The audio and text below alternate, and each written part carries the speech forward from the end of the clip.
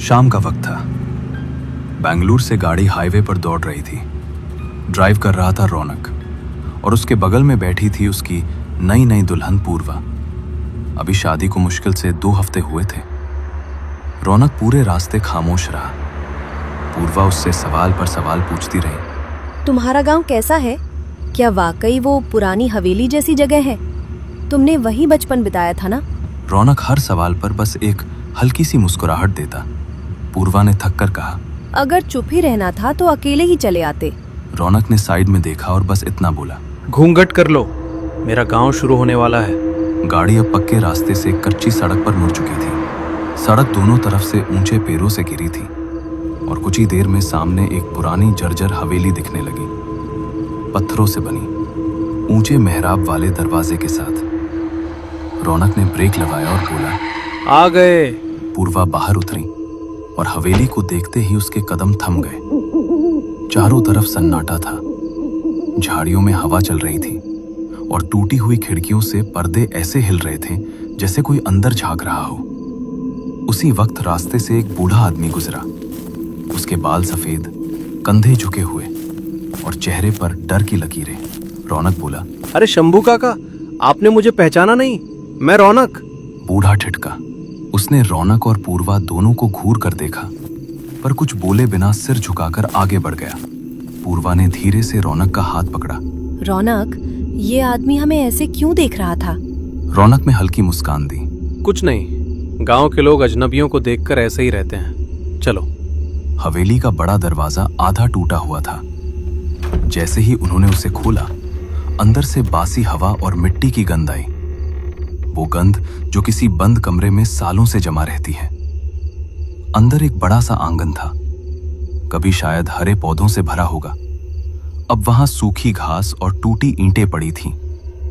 दीवारों पर पुराने भगवानों के चित्र झूल रहे थे, जिनके शीशे धुंधले हो चुके थे। पूर्वा ने धीमे से कहा, रौनक, ये जगह बहुत डरावनी है। ये हवेली मेरे दादा दादी के समय की है। मेरी माँ यहीं पली बड़ी थी, पर उनकी मौत के बाद ये जगह वीरान हो गई। पूर्वा ने ऊपर देखा। बालकनी पर किसी के खड़े होने का आभास हुआ। उसने घबराकर कहा, रौनक, वो देखो, ऊपर कोई है। रौनक ने ऊपर देखा। यहाँ कोई नहीं रहता पूर्वा, बस हवा है और यादें। शाम ढल चुकी थी। उन्होंने हॉल के एक कोने को साफ किया, क्योंकि अब सफाई करने या बाहर जाने का वक्त नहीं था। पूर्वा ने खाना निकाला, 2 डिब्बे, एक पानी की बोतल, और दोनों वहीं फर्श पर बैठ गए। रौनक ने धीरे से कहा, ये सब छोड़ो, अब बस हम हैं और हमारी बात। पूर्वा मुस्कुराई। इतने में ऊपर वाले कमरे से जोर की आवाज आई, जैसे कुछ भारी चीज गिर गई हो। दोनों चौंक गए। पूर्वा ने डरते हुए कहा, शायद कोई बक्सा गिरा होगा। रौनक बोला, तुम यहीं रुको, मैं देखता हूँ। वो टॉर्च लेकर सीढ़ियों पर चढ़ा। ऊपर पहुंचते ही सब कुछ शांत हो गया। रौनक ने कमरे का दरवाजा खोला। अंदर बस धूल, मकड़ी के जाले और पुरानी लकड़ी की अलमारी थी। अलमारी के कुंडे में एक पुराना त्रिशूल फंसा हुआ था, जैसे किसी ने जानबूझकर उसे वहां ठोंक दिया हो। रौनक ने उसे धीरे से निकाला और बोला, अजीब है, वो त्रिशूल ठंडा नहीं, गर्म था, जैसे किसी ने अभी अभी पकड़ा हो। उधर नीचे पूर्वा को अचानक ऐसा लगा जैसे कोई उसके बगल में बैठा हो। सांसों की गर्मी उसके चेहरे से टकराई। वो हड़बड़ाकर बोली, कौन है वहां?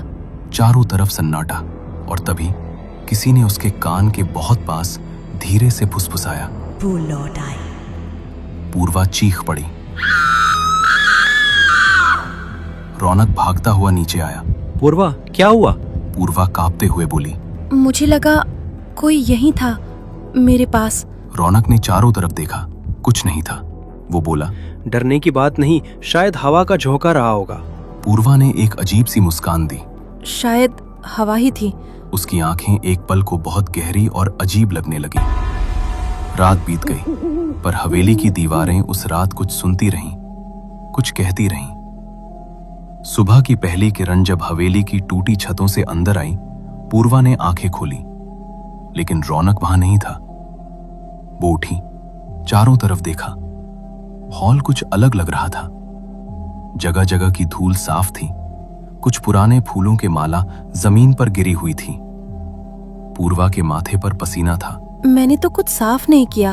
वो धीरे धीरे बाहर की तरफ बढ़ी और देखा आंगन में रौनक खड़ा था, हाथ में एक पीतल की बाल्टी और दूसरे हाथ में पानी का घड़ा। रौनक मुस्कुराया। जाग गई रानी साहिबा, मैं मंदिर से पानी लाया हूँ। गांव के लोग आज भी पुराने कुएं से पानी भरते हैं। पूर्वा ने चारों तरफ देखते हुए कहा, रौनक, ये हवेली कल जैसी नहीं लग रही। मुझे लगता है जैसे किसी ने रात में सफाई की हो। रौनक हंस पड़ा। तुम्हें तो हर चीज में डर दिखता है, शायद तुम ही नींद में उठकर कराई होगी। पर पूर्वा का चेहरा गंभीर था। वो चुपचाप बोली, मैंने कुछ साफ नहीं किया रौनक, बल्कि रात मुझे किसी के पास होने का एहसास हुआ था। रौनक ने उसका चेहरा देखा, फिर धीरे से बोला, शायद तुम्हें थकान है, आज हमें मंदिर भी जाना है, कुल देवता का आशीर्वाद लेना है। माँ हमेशा कहा करती थीं, शादी के बाद इस हवेली में एक रात बिताना जरूरी है। दोपहर बीती। रौनक बाहर गांव के पुराने पुजारी से मिलने गया। पूर्वा हवेली में अकेली थी। वो कमरे में कपड़े समेट रही थी कि तभी उसकी नजर अपने शादी के दुपट्टे पर पड़ी। वो दुपट्टा जो वो मंदिर में पहनने वाली थी अब आधा जला हुआ पड़ा था। पूर्वा सन्न रह गई। वो धीरे से फुसफुसाई, ये कैसे जला? उसने चारों तरफ देखा, कहीं आग का निशान नहीं था। वो दुपट्टा उठाकर पानी में डालने ही वाली थी कि तभी पीछे से किसी ने बहुत धीरे से कहा, लाल रंग मुझे अच्छा नहीं लगता। पूर्वा के हाथ से दुपट्टा गिर गया। उसने पलटकर देखा, कमरा खाली था। शाम होते होते रौनक लौटा। पूर्वा शांत थी। रौनक ने पूछा, क्या हुआ, मंदिर नहीं चलना? चलते हैं, बस थोड़ा सिर दर्द है। दोनों तैयार हुए, हवेली के बाहर निकले और जैसे ही दरवाजे के पास पहुंचे, रौनक अचानक ठिठक गया। बड़े आईने के सामने से गुजरते हुए उसने देखा, आईने में अपनी परछाई तो दिख रही थी, लेकिन पूर्वा की नहीं। वो सन्न रह गया। उसने तुरंत पीछे पलटकर देखा। पूर्वा उसके ठीक पास खड़ी थी, मुस्कुरा रही थी। क्या हुआ? रौनक कुछ पल उसे देखता रहा, फिर जबरदस्ती मुस्कुरा दिया। कुछ नहीं, चलो। रास्ते में चलते हुए रौनक बार बार पीछे देखता रहा। पूर्वा शांत थी, जैसे किसी गहरी सोच में डूबी हो। मंदिर पहुंचकर दोनों ने पूजा की और पंडित ने आशीर्वाद देते हुए कहा, बेटा, हवेली पुरानी है, वहां आज भी कुछ अधूरे कर्म पड़े हैं, उन्हें शांत कर देना। रौनक ने चौंक कर कहा, क्या मतलब?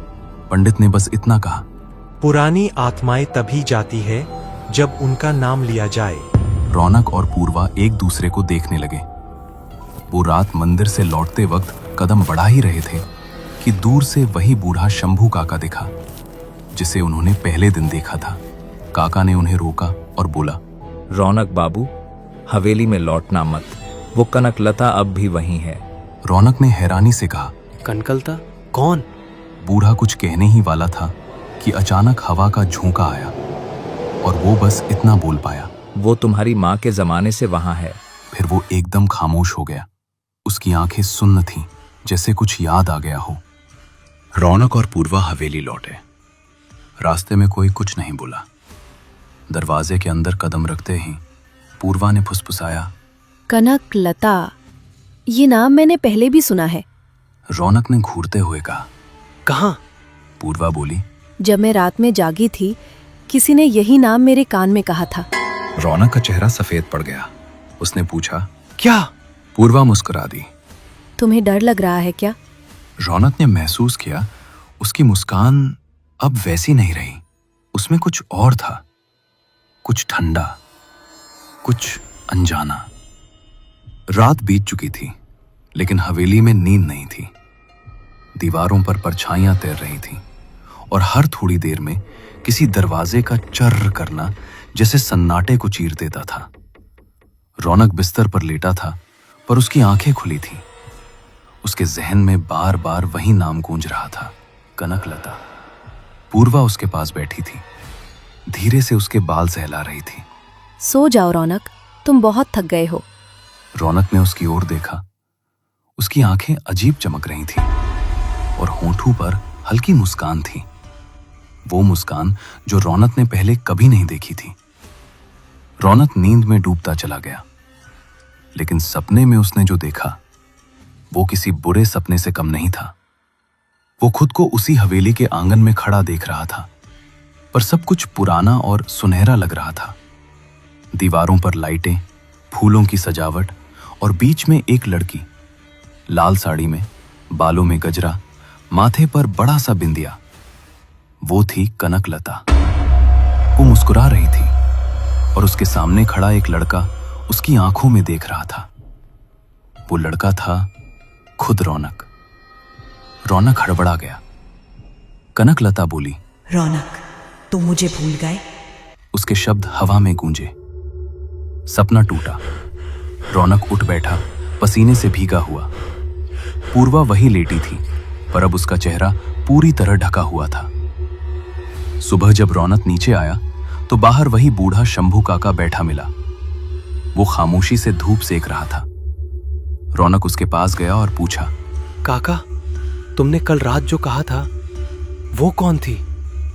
बूढ़े ने एक लंबी सांस ली और बोला, बाबूजी, कनकलता तुम्हारी माई की जमाने की बात है। वो इस हवेली की बहू थी। रौनक चौंक गया। मतलब मेरे दादा की बहू? काका ने सिर हिलाया। हाँ बाबू, तुम्हारी माँ के देवर की बीवी थी कनकलता। सुंदर, भोली और बहुत सीधी। पर जब उसकी शादी हुई तो तुम्हारे चाचा ने उसे कभी अपनाया ही नहीं। वो पढ़ाई के बहाने शहर चले गए और फिर लौटे ही नहीं। रौनक ने धीमे स्वर में कहा। फिर क्या हुआ? काका की आंखें भर आईं। एक दिन उसकी साड़ी में आग लग गई। रसोई में बाती पलटते वक्त हादसा हुआ। पर बाबू, गांव में सब कहते थे वो आग हादसा नहीं थी, वो साजिश थी। रौनक ने स्तब्ध होकर पूछा, साजिश? किसकी? तुम्हारी दादी की। कनकलता के जरिए घर की इज्जत पर दाग लगने वाला था, क्योंकि शादी के बाद से ही उसका पति उसे छोड़कर चला गया था और गांव के लोग उलटी सीधी बातें बनाने लगे थे। रौनक की सांसें तेज हो गईं। मतलब उसे मार दिया गया? हाँ बाबू, और उसकी लाश को हवेली के एक कमरे में बंद कर दिया गया। कहते हैं उसी कमरे की अलमारी में उसकी हड्डियां आज भी हैं और उसके ऊपर ठोंका गया था एक त्रिशूल, ताकि उसकी आत्मा बाहर न निकले। रौनक के जहन में बिजली सी कौंधी। वो त्रिशूल वही तो मैंने निकाला था उस रात। काका ने सिहरते हुए कहा। तो फिर तुमने उसे आजाद कर दिया बाबू?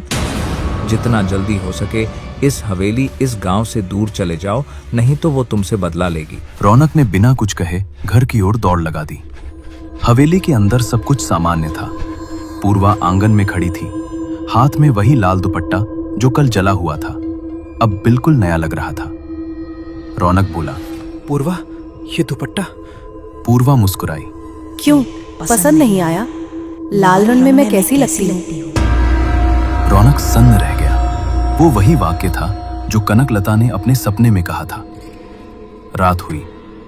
पूर्वा ने मोमबत्तियां जलाईं और बोली, आज हवेली कुछ अलग लग रही है ना? रौनक में सिर झुकाया। पूर्वा, मुझे तुमसे कुछ कहना है। पूर्वा ने आंखें झपकाईं। क्या? काका ने बताया कनकलता नाम की औरत वो इस हवेली में। पूर्वा ने उसकी बात बीच में काट दी और बहुत शांत आवाज में बोली, हाँ, मुझे पता है।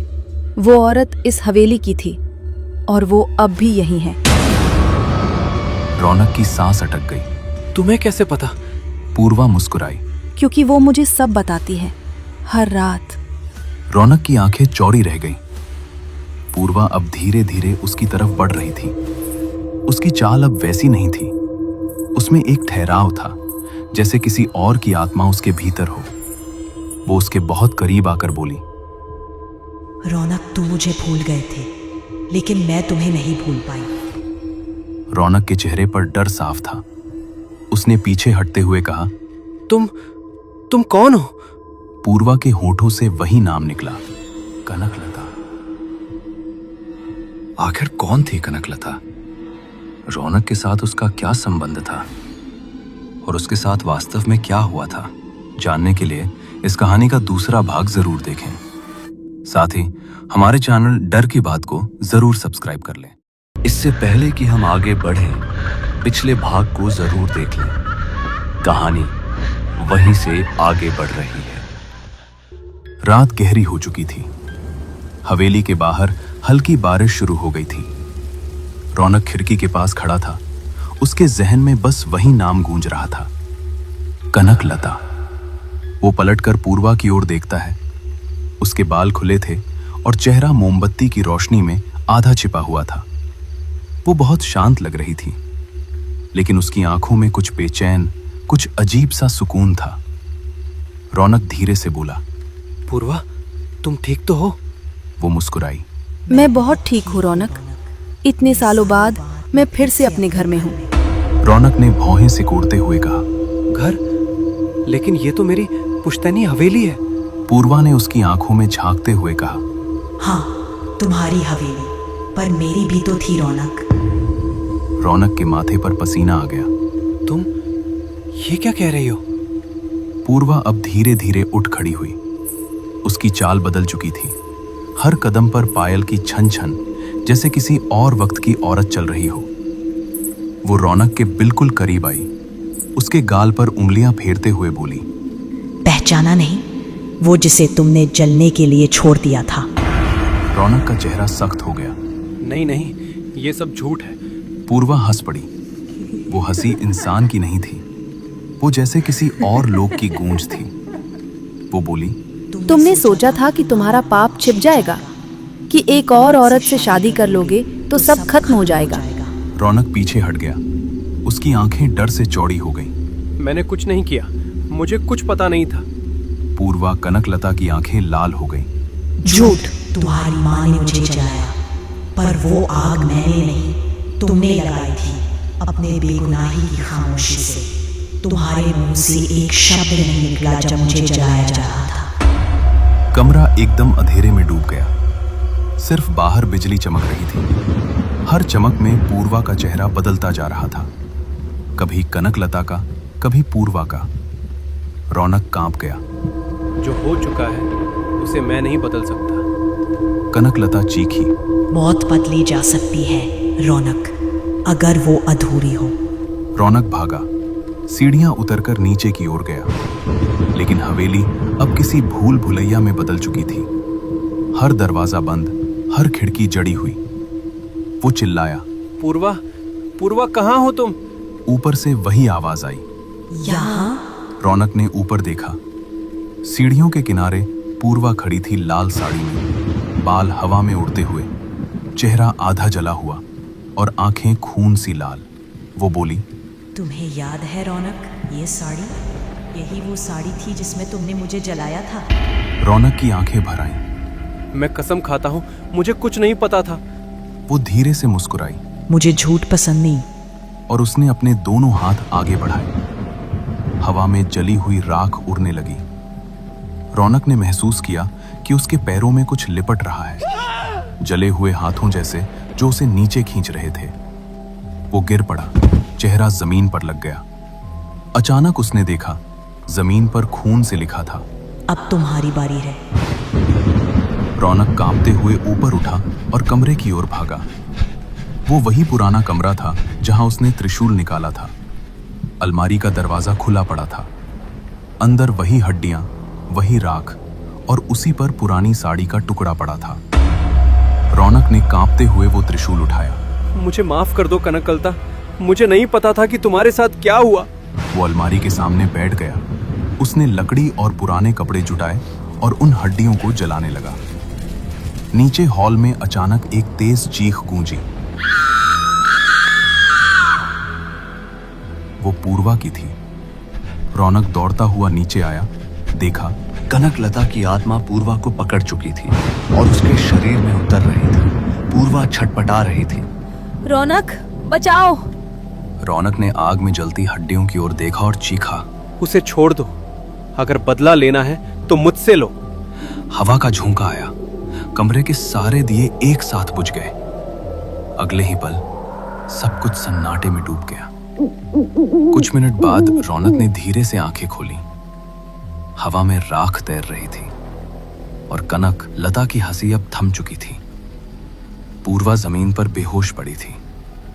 रौनक उसके पास गया, धीरे से बोला, सब खत्म हो गया पूर्वा, वो चली गई। पूर्वा ने आंखें खोली, धीरे से मुस्कुराई और उसके कान के पास आकर फुसफुसाई। हाँ रौनक, वो चली गई, लेकिन मैं नहीं। सुबह का सूरज धीरे धीरे उग रहा था। हवेली के ऊपर धुआं सा तैर रहा था, जैसे रात भर वहां कोई चिता जली हो। रौनक ने धीरे धीरे आंखें खोली। सिर भारी था, शरीर दर्द से टूट रहा था। आंख खुलते ही उसने देखा हवेली के बीचों बीच सब राख हो चुकी थी। वो उठा, इधर उधर देखा। पूर्वा वहां नहीं थी। रौनक ने उसे पुकारा। पूर्वा, कहाँ हो तुम? सन्नाटा। फिर ऊपर से बहुत धीमी ठंडी आवाज आई। मैं यही हूँ, अपने घर में। रौनक ने ऊपर देखा। बालकनी पर खड़ी थी पूर्वा, सफेद साड़ी में, खुले बालों के साथ, चेहरे पर हल्की मुस्कान। वो मुस्कान जो उसने कल रात कनक लता में देखी थी। रौनक के पैरों के नीचे की मिट्टी सूखने लगी। वो धीरे धीरे सीढ़ियां चढ़ने लगा। हर कदम के साथ दीवारों से राख झर रही थी। वो बोला, पूर्वा, नीचे आओ, सब ठीक है अब। पूर्वा मुस्कुराई। हाँ, सब ठीक है। आखिर मेरी आत्मा को मुक्ति मिल गई। रौनक एक पल को थम गया। पूर्वा अब नीचे उतर रही थी। हर कदम पर पायल की छनक गूंज रही थी, लेकिन उस छनक में अब लय नहीं बल्कि डर था। वो उसके सामने आकर खड़ी हुई, धीरे से बोली, रौनक, मैं तुम्हारी पूर्वा नहीं हूं अब।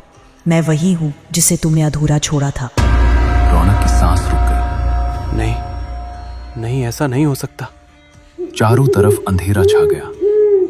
हवेली के दिए बुझ गए। सिर्फ एक लाल लौ हवा में टिमटिमा रही थी, सीधे उनके बीचों बीच। कनक लता ने रौनक का हाथ पकड़ा। वो स्पर्श ठंडा नहीं, जलता हुआ था। उसके हाथों में अब इंसान का मांस नहीं था, वो राख में बदल रहे थे। रौनक चीख पड़ा। छोड़ दो मुझे, छोड़ दो। वो बोली, मैंने भी यही कहा था रौनक, जब तुमने मुझे जलते देखा था। रौनक पीछे हटने लगा, लेकिन जमीन हिलने लगी। हवेली जैसे जिंदा हो गई थी। दीवारों से खून रिसने लगा और हर कोने से फुसफुसाहटें आने लगी। कनक लता, कनक लता, कनक लता। रौनक ने एक बार फिर भागने की कोशिश की, लेकिन दरवाजा नहीं खुला। वो मुड़ा। पूर्वा अब उसके सामने नहीं थी। उसकी जगह खड़ी थी कनक लता की असली आत्मा, आधी जली हुई, चेहरा भयानक, आंखें आग की तरह लाल। वो बोली, रौनक, मैं तुझे अपना बनाकर ही रहूंगी। रौनक ने कांपते हुए कहा, अब तुझे मुक्ति चाहिए थी, बदला नहीं। कनक लता चीखी। मुक्ति बदले के बिना नहीं मिलती। रौनक ने तुरंत कमरे की तरफ दौड़ लगाई, जहां कल रात उसने हड्डियां जलाई थी। पर वहां अब कुछ नहीं था, न राख, न आग, न हड्डियां, बस एक आईना जिस पर खून से लिखा था, वो अब तेरे भीतर है। रौनक ने पीछे देखा। पूर्वा फिर उसके पीछे खड़ी थी, शांत, सुंदर, सामान्य, जैसे कुछ हुआ ही ना हो। वो बोली, क्या हुआ रौनक? तुम ऐसे क्यों देख रहे हो? रौनक हकलाया। तुम ठीक हो? पूर्वा मुस्कुराई। हाँ, अब सब ठीक है। रौनक ने राहत की सांस ली। उसने उसका हाथ थामा और बोला, चलो यहाँ से, अब कभी वापस नहीं आएंगे। पूर्वा ने सिर झुकाया। हाँ, अब लौटने की जरूरत नहीं। गाड़ी चल रही थी, बारिश थम चुकी थी। रौनक ड्राइव कर रहा था। पूर्वा पीछे की सीट पर सिर टिकाए बैठी थी। रौनक ने रियर मिरर में देखा। उसने मुस्कुराते हुए कहा, अब तो सब खत्म है ना पूर्वा? कोई जवाब नहीं। रौनक ने फिर से देखा। मिरर में उसका चेहरा तो दिख रहा था, लेकिन पीछे सीट खाली थी। उसका चेहरा पीला पड़ गया। उसने पलट कर देखा। पूर्वा वहीं बैठी थी, पर अब उसका चेहरा आधा जला हुआ था और होठों पर वही मुस्कान। वो बोली, हाँ रौनक, सब खत्म हो गया। अब मैं सिर्फ तेरे साथ रहूंगी हमेशा। अचानक एक ट्रक सामने से आया। रौनक चीखा, पूर्वा, गाड़ी खाई में गिर गई। कहीं दूर से बस इतना सुनाई दिया, महिला की ठंडी हंसी। अब मिला मुझे सुकून, पतिदेव। कहते हैं गाजीपुर के उस पुराने रास्ते पर आज भी एक जली हुई कार की राख पड़ी है, और जब हवा चलती है तो उसके साथ एक औरत की आवाज आती है, कनकलता, कनकलता। नमस्कार दोस्तों, आप सुन रहे हैं डर की बात। आज मैं आपको जो कहानी सुनाने जा रहा हूं वो मुझे हमारे एक श्रोता विक्रम जी ने भेजी है। उन्होंने बताया कि ये घटना उनके गांव में घटी थी और उन्होंने अपने बचपन से लेकर जवानी तक इस करनी के असर को देखा और झेला भी है। मैंने उनकी बताई घटनाओं को कहानी के रूप में ढालकर आपके सामने रखा है। विक्रम का गांव राजस्थान और मध्य प्रदेश की सीमा से लगा हुआ था। गांव छोटा था, लेकिन उसके चारों ओर रेगिस्तानी इलाका और बीच बीच में घने पीपल और नीम के पेड़ थे। गांव में एक पुराना हवेली नुमा घर था, जिसके बारे में कहा जाता था कि वहां सालों पहले किसी ने काली करनी साधना की थी। लोग कहते थे कि उस हवेली के आंगन में हर अमावस्या को काला दिया अपने आप जल उठता था और वहां से अजीब अजीब आवाजें आती थीं। कभी किसी औरत की चीख, कभी किसी बच्चे के रोने की आवाज। बचपन में विक्रम और उसके दोस्त अक्सर उस घर के पास खेलने चले जाते थे। दिन में तो सब ठीक लगता, पर जैसे ही शाम ढलती पूरा इलाका वीरान और डरावना हो जाता। गांव वाले कहते, बेटा उस हवेली से दूर रहना, वहां करनी का आंगन अब है, जो भी उसमें पैर रखता है वो सही सलामत वापस नहीं आता। लेकिन बच्चों को कहां डर लगता है।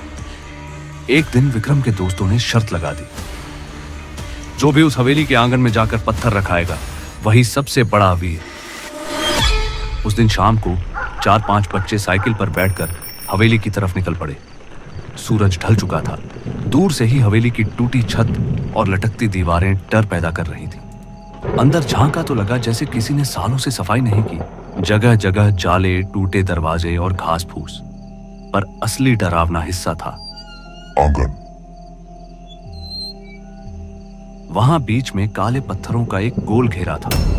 घेरा ऐसा जैसे किसी ने पूजा विधि में बनाया हो। बीच में एक टूटा हुआ मिट्टी का दिया पड़ा था, जिस पर सूखा हुआ लाल रंग चिपका हुआ था, और उसके पास बिखरे पड़े थे कुछ औरतों के पुराने गहने, सिंदूर और बालों की लट। बच्चे ये सब देखकर सिहर गए।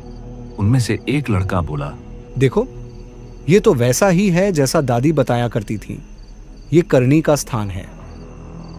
बाकी बच्चे हंस पड़े। अरे ये सब बकवास है, भूत पिशाच कुछ नहीं होते। और उनमें से सबसे शरारती बच्चा अमित राची दौड़कर गया और उस घेरे के बीच पड़ा दिया उठाकर हाथ में ले लिया।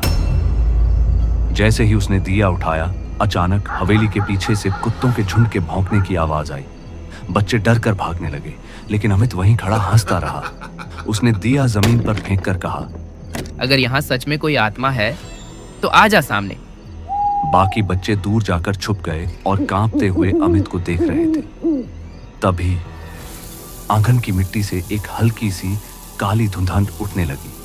पहले लगा जैसे धुआं हो, पर कुछ ही देर में वो धुआं आकार लेने लगा। एक औरत का रूप। उसकी आंखें पूरी तरह सफेद थीं, बाल खुले हुए और चेहरे पर गुस्से और दर्द का मिला जुला भाव था। वो औरत धीरे धीरे अमित के करीब आने लगी। बच्चे चीख पड़े, लेकिन अमित जैसे वहीं जम गया था। उसके हाथ कांप रहे थे, पर शरीर हिल नहीं रहा था। और तभी वो औरत धीरे धीरे आंगन की धुंध से बाहर निकल आई। उसका शरीर पूरा धुएं सा था, जैसे अभी टूटकर बिखर जाएगा, लेकिन उसका चेहरा बिल्कुल साफ और डरावना। वो अमित के सामने खड़ी होकर फुसफुसाई, तू मेरे आंगन में क्यों आया? उसकी आवाज इतनी भारी और गूंजदार थी कि विक्रम और बाकी बच्चों के कान सुन्न हो गए। अमित हकलाते हुए बोला, मैं तो बस खेलने आया था। औरत हंसी। वो हंसी नहीं थी, बल्कि शमशान में बजती घंटियों जैसी आवाज थी। खेल? करनी के आंगन में खेल? यहाँ खेल नहीं होता, यहाँ तो सौदे होते हैं। वो आगे बढ़ी और अमित के गाल को छूने लगी। जैसे ही उसका धुंधला हाथ अमित के चेहरे से लगा, उसका शरीर कांप उठा। अमित की आंखें उलटने लगी और उसके मुंह से अजीब अजीब शब्द निकलने लगे।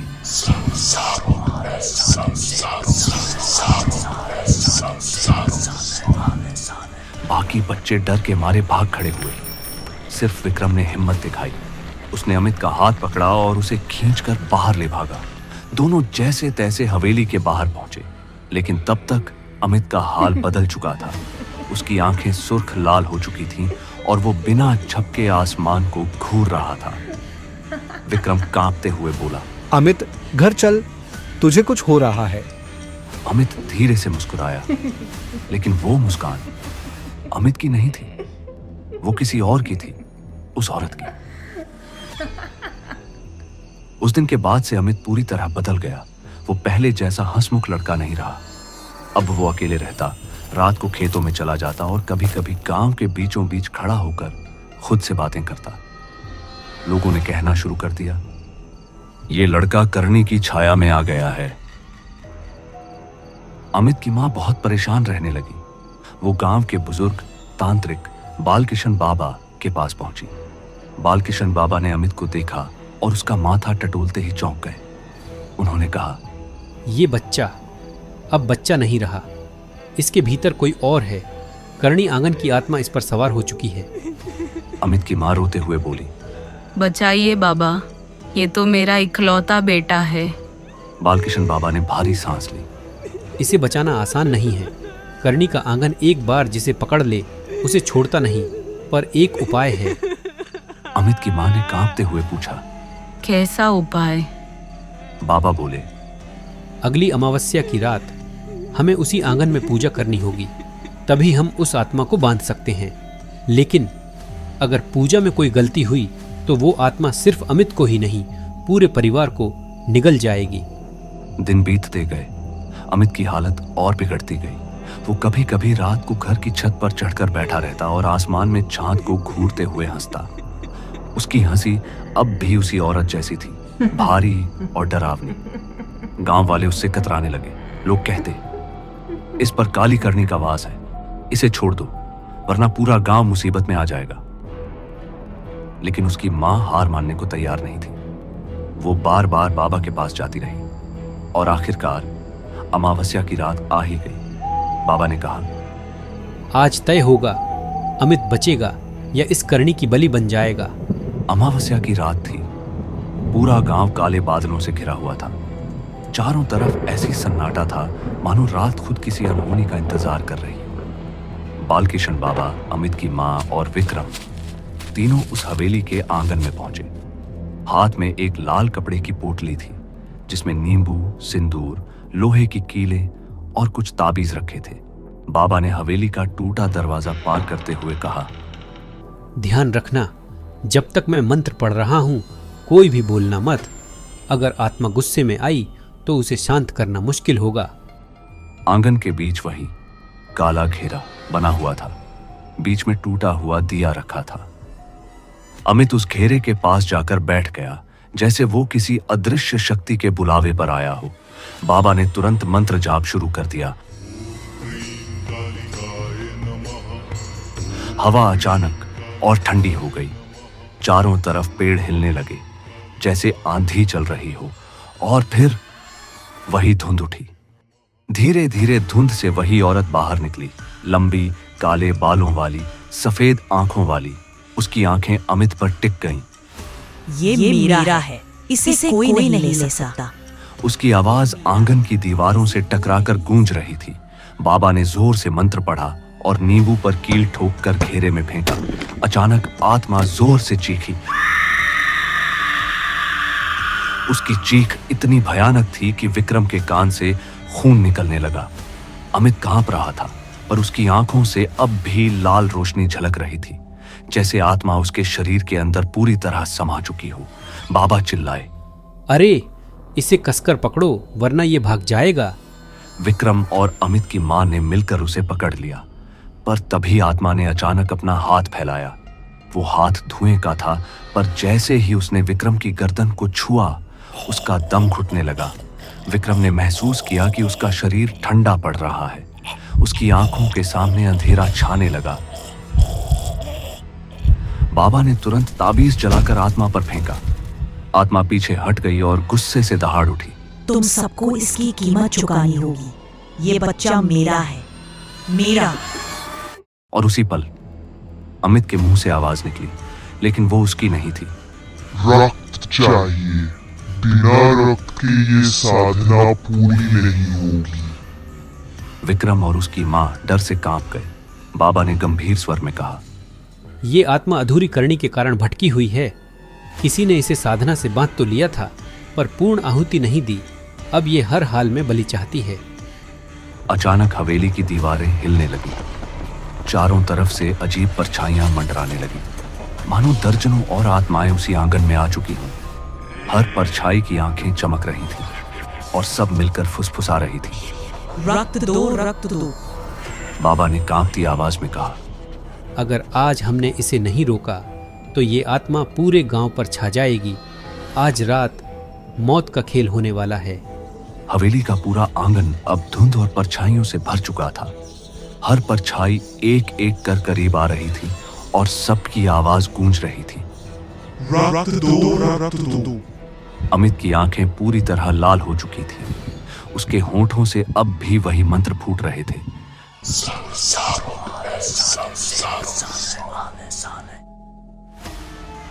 बालकिशन बाबा ने अपनी माला कसकर पकड़ ली। उन्होंने मंत्रोच्चार तेज कर दिया। जैसे ही मंत्र की ध्वनि गूंजी, कुछ परछाइयां पीछे हट गईं, लेकिन तभी वो औरत, करणी की आत्मा, जोर से चिल्लाई, ये आंगन मेरा है, ये बच्चा मेरी बलि बनेगा, तभी मैं मुक्त होंगी। बाबा ने भारी स्वर में कहा, सालों पहले किसी तांत्रिक ने इस औरत को साधना में बांध लिया था। उससे वादा किया कि बलि देकर इसे यक्षिणी बना देगा, लेकिन साधना अधूरी रह गई और ये आत्मा इस आंगन में कैद हो गई। अब ये किसी न किसी की बलि मांगती है ताकि उसका अपूर्ण काम पूरा हो सके। अमित की मां रोते हुए बाबा के पैरों में गिर गई। बाबा, मेरे बेटे को बचाइए। आप जो कहेंगी मैं करूंगी, लेकिन इसे मत मरने दीजिए। बाबा ने उसकी ओर देखा और धीमी आवाज में कहा, बलि तो देनी ही पड़ेगी, या तो किसी जीव की या फिर। वो रुक गए।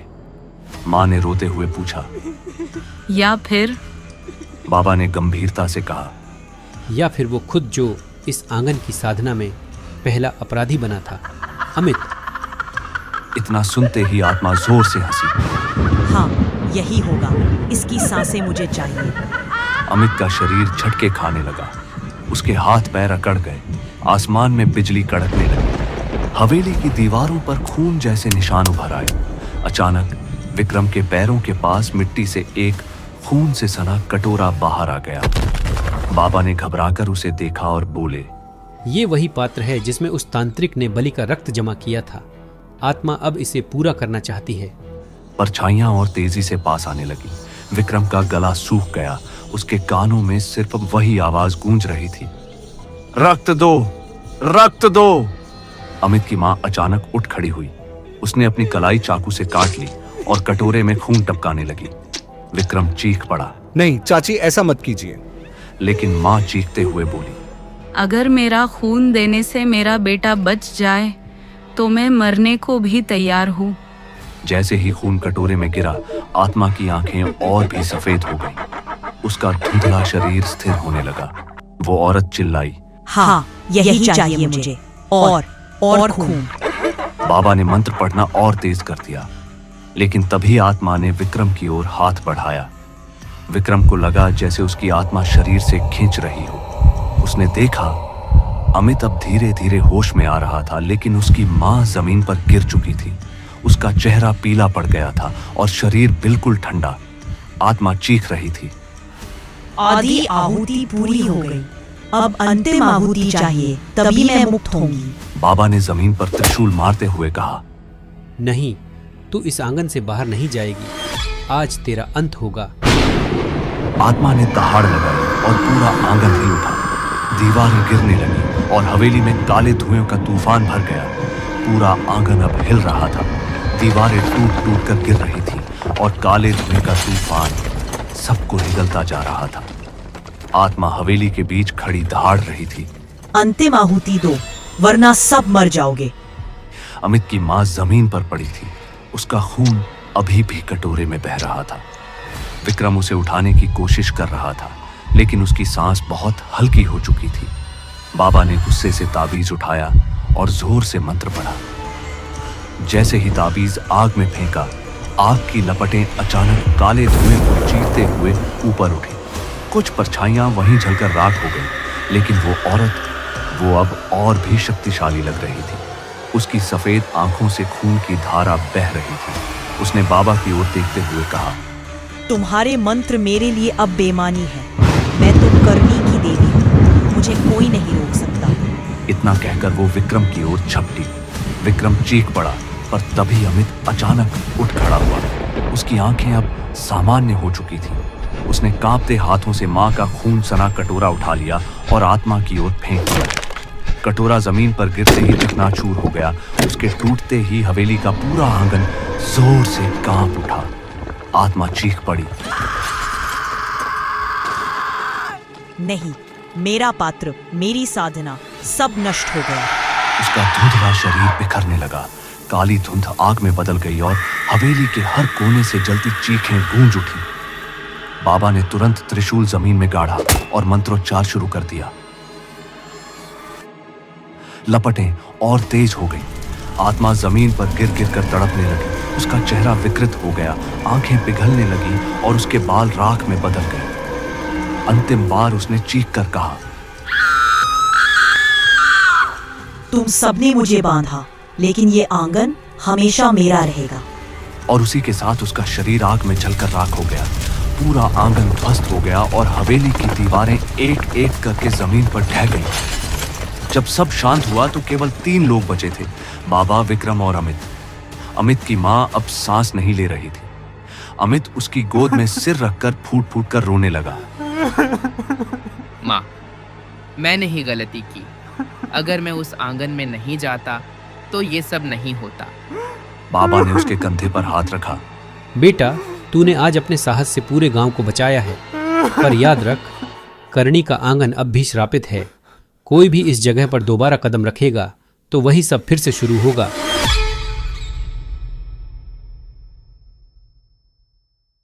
विक्रम ने उस रात सब अपनी आंखों से देखा था। आज भी जब वो उस गांव से गुजरता है तो उसे टूटी हवेली की जगह सिर्फ राख और सूखी मिट्टी नजर आती है। लेकिन लोग कहते हैं, अमावस्या की रात जब हवाओं में अजीब गंध फैलती है तो उस आंगन से अब भी औरत की हंसी सुनाई देती है। तो दोस्तों, ये थी आज की कहानी, करणी का आंगन। अगर आपको ये कहानी पसंद आई हो तो लाइक और शेयर जरूर कीजिएगा और सब्सक्राइब करना मत भूलिएगा, क्योंकि अगली बार मैं लेकर आऊंगा एक और डरावनी दास्तान जो आपको नींद में भी चैन नहीं लेने देगी।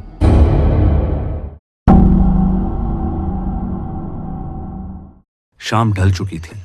आसमान पर हल्की धुंध तैर रही थी, जैसे दिन की आखिरी रोशनी भी डर से कांप रही हो। पुराने रास्ते पर 2 दोस्त बैलगाड़ी में सवार थे, रमेश और सूरज।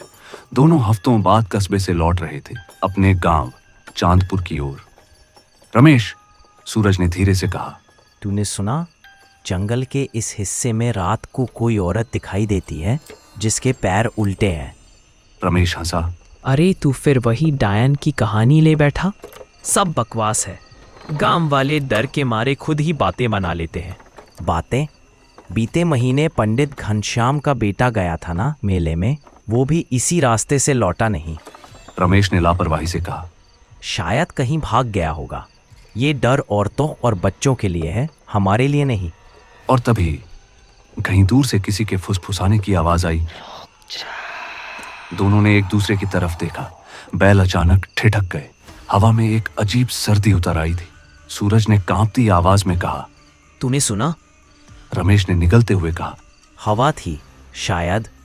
लेकिन तभी सूरज की नजर आगे बढ़ी। धुंध के बीच एक साया चल रहा था, धीरे धीरे पेड़ों के बीच से। रमेश बोला, कोई औरत लग रही है, शायद रास्ता भटक गई होगी। दोनों की आंखें चौकस थीं। वो साया धीरे धीरे पास आता गया। उसकी चाल कुछ अजीब थी। रमेश, उसके पैर उल्टे हैं। दोनों के गले सूख गए। वो औरत जैसे हवा में तैर रही थी उसके लंबे बाल जमीन तक फैले थे और चेहरा धुंध में छिपा था। रमेश ने जल्दी से बैलगाड़ी घुमाई। चल सूरज चल। पीछे से वही घुंघरुओं की आवाज धीरे धीरे तेज होती गई, जैसे वो साया उनकी गाड़ी के पीछे दौड़ रहा हो। बिजली कड़की, हवा और घनी हो गई और एक पल के लिए सूरज ने पीछे मुड़कर देखा। वो औरत ठीक उनके पीछे थी, चेहरा अंधेरे में डूबा, आंखें जलती हुई। जब उन्होंने गांव का पहला दीप देखा, वो रुक गए। दोनों के कपड़े पसीने से भीगे थे और चेहरे पर मौत का साया था। चांदपुर के जंगल में जो भी उस साए को देख ले, उसकी जिंदगी अब उसकी नहीं रहती। और रमेश और सूरज, वो दोनों उस रात पहली बार डायन की आंखों में झांके थे। बैलगाड़ी किसी तरह गांव के चौपाल तक पहुंची। आसमान में काले बादल छा चुके थे और हवा में गीली मिट्टी की सूंधी गंध तैर रही थी। गांव के सारे दरवाजे बंद थे, बस चौपाल पर एक पुराना दीपक टिमटिमा रहा था। वहीं बैठे थे बाबा लक्ष्मी, सफेद धोती में, आंखों में वर्षों का अनुभव और डर। उनके सामने तांबे की थाली में जलती धूप, नीम की पत्तियां और राख रखी थी। रमेश और सूरज उनके पास पहुंचे। दोनों के चेहरे पीले पड़े हुए थे, जैसे खून सूख गया हो। अब बाबा, हमने आज कुछ देखा। जंगल में एक औरत। पैर उल्टे थे क्या? धीरे से दोनों ने डर कर एक दूसरे को देखा। रमेश ने सिर हिला दिया। हाँ बाबा, और उसकी आंखें। कुछ मत कहो बेटा, जो देखा वो अचेरी थी। कौन अचेरी? बाबा ने धूप की लकीर को हवा में घुमाते हुए कहा, औरत जो कई साल पहले इसी गांव में जिंदा गाड़ी गई थी, काले जादू के इल्जाम में। कहते हैं उस वक्त गांव में रहस्यमयी मौतें हो रही थी। लोगों की फसलें सूख रही थी, बच्चे बीमार पड़ रहे थे। गांव वालों ने इल्जाम लगाया कि एक औरत अचेरी, जो जड़ी बूटियों से इलाज करती थी, असल में काला जादू जानती थी। एक रात पंचायत ने फैसला किया। अचेरी को नीम के पेड़ के नीचे जिंदा गाड़ दिया गया। मरते वक्त उसने कहा था, जिसने मुझे मिट्टी में दफनाया, उनके बेटे इसी मिट्टी में लेटेंगे। बाबा लक्ष्मी की आवाज भारी हो गई। उस दिन से हर कुछ सालों में कोई ना कोई जवान लड़का गायब हो जाता है। लोग कहते हैं वो अचेरी की आत्मा अब डायन बनकर भटकती है। उसके पांव उल्टे हैं और वो हर उस लड़के को ढूंढती है जो उसकी मौत वाली उम्र का हो। सूरज कांपते हुए, हमने उसे देख लिया। आज रात घर से बाहर मत निकलना। अगर वो तुम्हें बुलाए तो उसकी आवाज पर जवाब मत देना, और अगर वो सामने आए तो उसकी आंखों में मत झांकना। वो आंखें आत्मा खींच लेती है। रमेश घबराकर, बाबा दीपक बुझ गया। बाबा तुरंत उठे, राख का थोड़ा हिस्सा उठाया और उनके सिर पर छिड़कते हुए बोले, अब जाओ दोनों, घर में रहो। रात को जो भी आवाज सुने जवाब मत देना, वो तुमसे मिलने आएगी। उस रात चांदपुर में किसी ने दरवाजे नहीं खोले। हवा में नीम की पत्तियां सिसक रही थी। कुत्ते बार बार भौंकते और फिर अचानक चुप हो जाते। रमेश और सूरज अपने घर में बैठे थे। दीपक जल रहा था, लेकिन लौ जैसे किसी डर में कांप रही थी। रमेश, अगर वो सच में आई तो उसे नजरअंदाज कर देंगे। वो चली जाएगी। दोनों चौंक गए। बाहर वही घुंघरू की आवाज, बहुत धीमी पर साफ। किसी ने उसका नाम लिया, धीरे से, प्यार से, जैसे कोई अपना बुला रहा हो। सूरज का चेहरा सफेद पड़ गया। उसने रमेश की ओर देखा। तूने सुना? उसने मेरा नाम लिया। रमेश ने दरवाजा बंद कर दिया। कुछ नहीं, ये हवा है। पर आवाज फिर आई। वो आवाज कोई हवा नहीं थी, वो उसी की थी, चांदपुर की डायन। दरवाजे के बाहर वो आवाज अब साफ सुनाई दे रही थी, धीमी, मीठी, पर अंदर तक ठंडी कर देने वाली। दरवाजा खोलो। सूरज की सांसें तेज चल रही थी। रमेश ने उसका हाथ पकड़ लिया। पागल है क्या? बाबा ने मना किया था। लेकिन सूरज जैसे किसी अजीब नशे में था। उसकी आंखें धीमे धीमे धुंधली पड़ रही थी। वो खड़ा हुआ, धीरे से बोला, वो मुझे बुला रही है रमेश। आओ सूरज आओ। रमेश ने उसका हाथ कसकर पकड़ा। बैठ जा, ये इंसान नहीं है। पर सूरज ने झटके से हाथ छुड़ाया। वो दरवाजे की ओर बढ़ा। दीपक की लौ हिली और तभी दरवाजा अपने आप खुल गया। बाहर वही नीम का पेड़ खड़ा था और उसके नीचे एक औरत की परछाई। लंबे बाल जमीन पर बिखरे हुए, सफेद साड़ी मिट्टी से सनी और पैरों की दिशा उल्टी। वो अचेरी थी, अब डायन बन चुकी थी। उसका चेहरा आधा अंधेरे में था, पर उसकी आंखें लाल अंगारों जैसी चमक रही थी। उसने कहा, सूरज, तुम तो मेरे बेटे जैसे हो, आओ। सूरज के होंठ कांपने लगे। आप कौन? वो मुस्कुराई और तभी उसकी आवाज पूरी तरह से बदल गई। मैं वही हूँ जिसे मिट्टी में जिंदा दबाया गया था। अब मैं हर उस बेटे को ढूंढती हूँ जिसके बाप ने मुझे गाड़ा था। सूरज पीछे हटना चाहता था, पर उसके पैर जैसे जमीन में जकड़ गए थे। रमेश पीछे से चिल्लाया, सूरज, आंखों में मत देख। पर देर हो चुकी थी। सूरज की नजरें उसकी आंखों से मिलीं और उसकी पुतलियां जैसे जम गईं। वो वहीं खड़ा रह गया, बिल्कुल निर्जीव। अचेरी धीरे धीरे आगे बढ़ी। उसके घुंघरू की आवाज हर कदम पर गूंज रही थी। उसने सूरज के चेहरे पर हाथ फेरा। अब तू मेरे साथ चलेगा, जहां बाकी सब सोए हैं। रमेश चिल्लाया, सूरज! पर हवा इतनी तेज थी कि आवाज दब गई। अगले ही पल वो औरत गायब हो गई और सूरज भी। सिर्फ उसके पैरों के निशान रह गए, उल्टे, गीली मिट्टी में गहराई तक धंसे हुए। अगली सुबह जब गांव वाले पहुंचे, रमेश चौपाल में बेहोश पड़ा था और सूरज कहीं नहीं था। बाबा लक्ष्मी ने जब नीम के पेड़ के नीचे खुदाई करवाई तो मिट्टी से एक हाथ बाहर निकला, बिल्कुल ताजा। बाबा ने सिर झुका लिया। वो फिर लौट आई। रात होते ही गांव में किसी ने फुसफुसाकर कहा, किसी ने आज फिर नीम के नीचे रोती औरत देखी है। और फिर सब दरवाजे बंद कर लिए।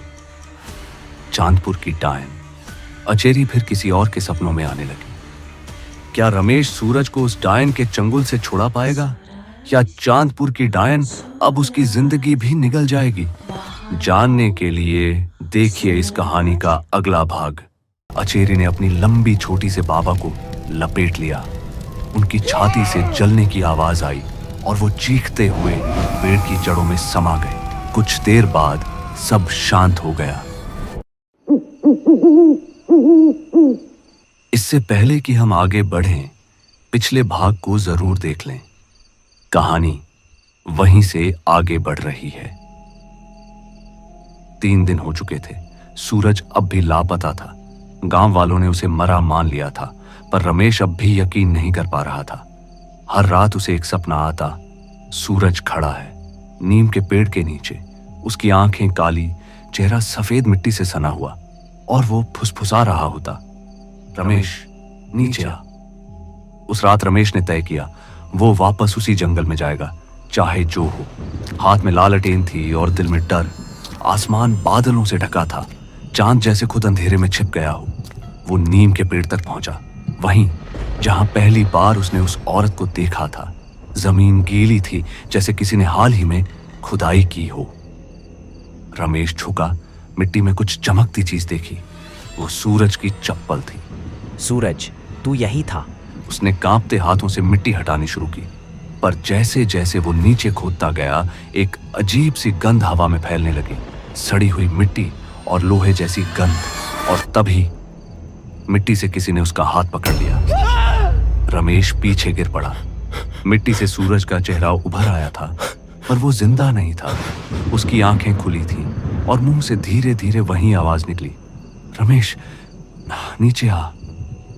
वो अब इंसान नहीं रहा था, वो अचेरी की आत्मा का हिस्सा बन चुका था। रमेश ने पीछे देखा, नीम के पेड़ के नीचे धुंध गहराने लगी थी और उसके बीच वो औरत खड़ी थी। तू उसे बचाना चाहता था, अब तू भी वही करेगा जो उसने किया। रमेश कांपते हुए बोला, तू क्या चाहती है? वो मुस्कुराई, मेरा बच्चा। मुझे मेरा बच्चा चाहिए, जिसे इस गांव ने मुझसे छीना, वो अब हर मां से लूंगी। अचानक हवा में सैकड़ों फुसफुसाहटें गूंजने लगी। अचेरी, अचेरी, अचेरी। रमेश भागा, पेड़ों के बीच से मिट्टी में फिसलता हुआ, लेकिन हर कदम पर वो आवाज पीछे थी, घुंघरू की झंकार और किसी के रोने की गूंज।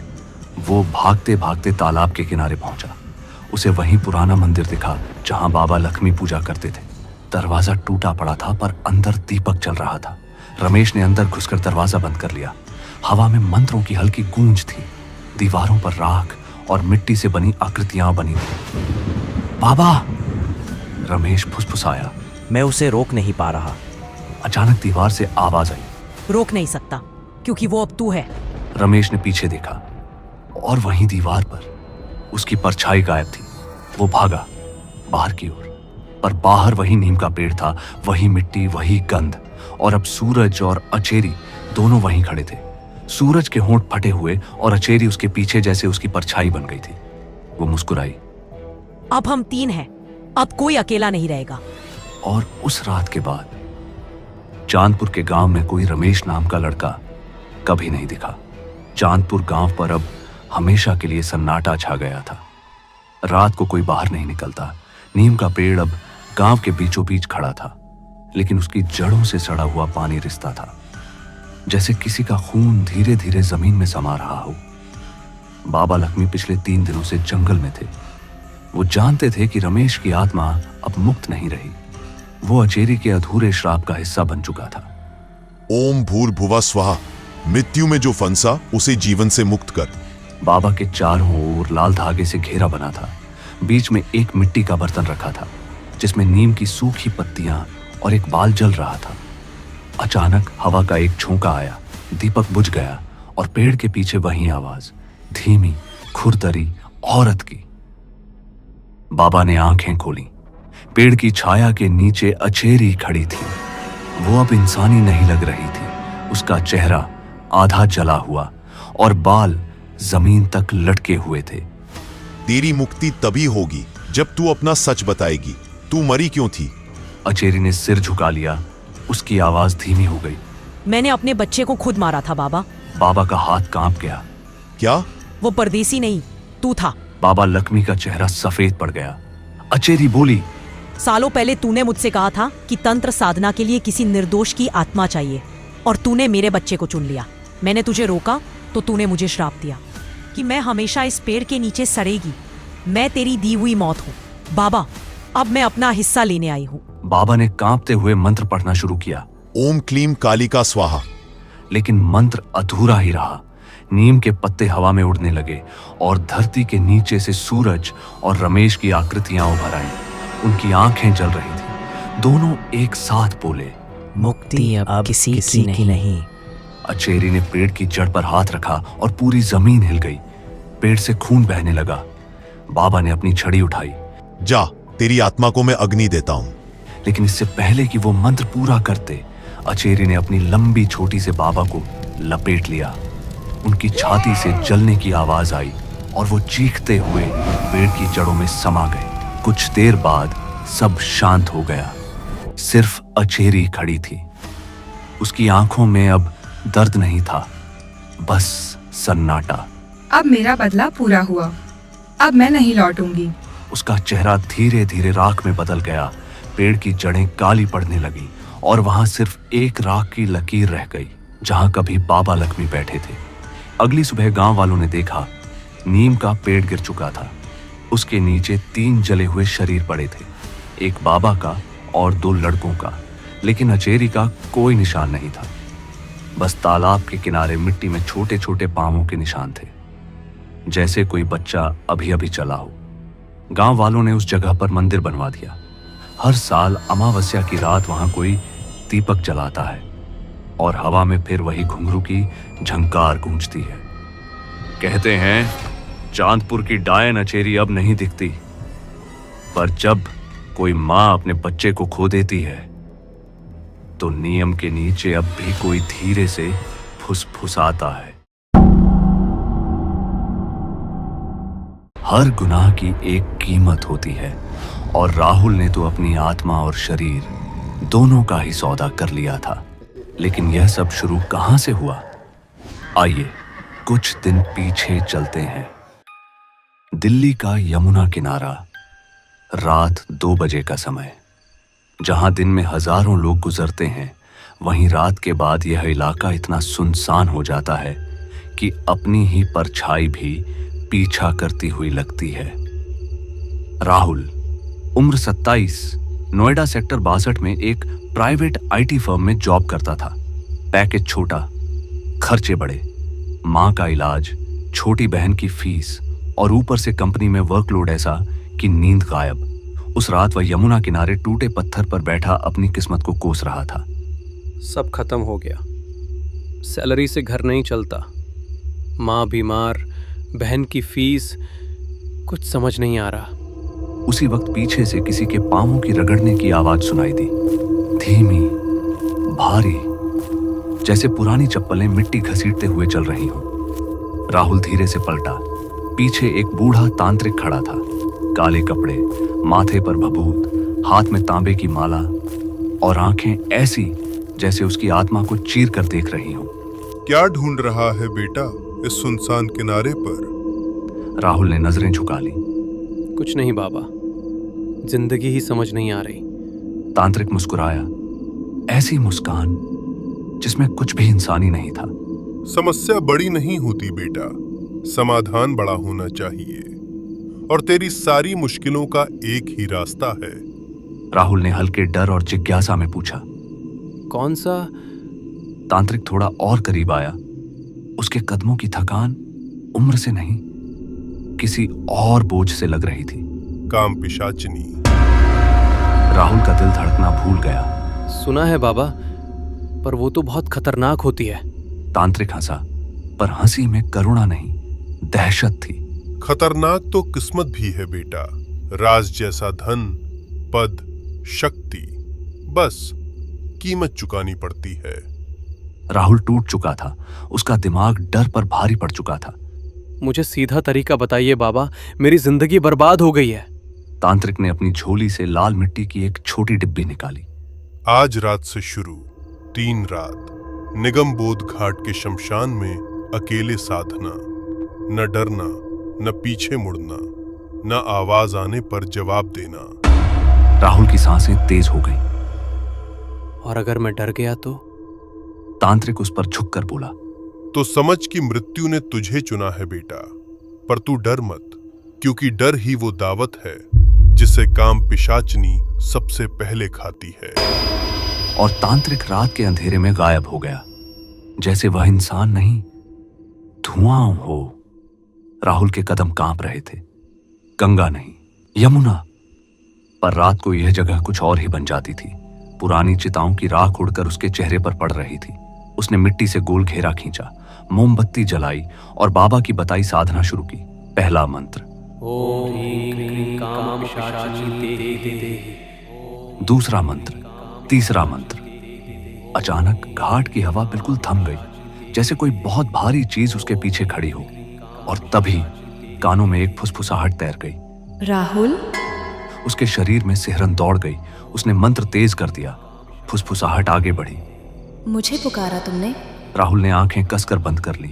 पलटना मना था, आवाज के जवाब देना मना था, लेकिन फिर उसके ठीक पीछे किसी के नाखून जमीन पर गड़ते हुए आवाज हुई, बाबा, आप हो ना?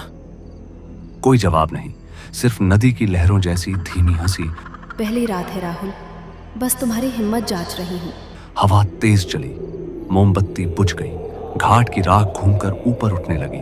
राहुल मंत्र पढ़ता रहा, कांपता रहा, पर घेरा नहीं तोड़ा। और किसी तरह पहली रात पूरी हुई। उसे पता नहीं था, दूसरी रात उसकी जिंदगी का सबसे बड़ा डर लेकर आने वाली थी।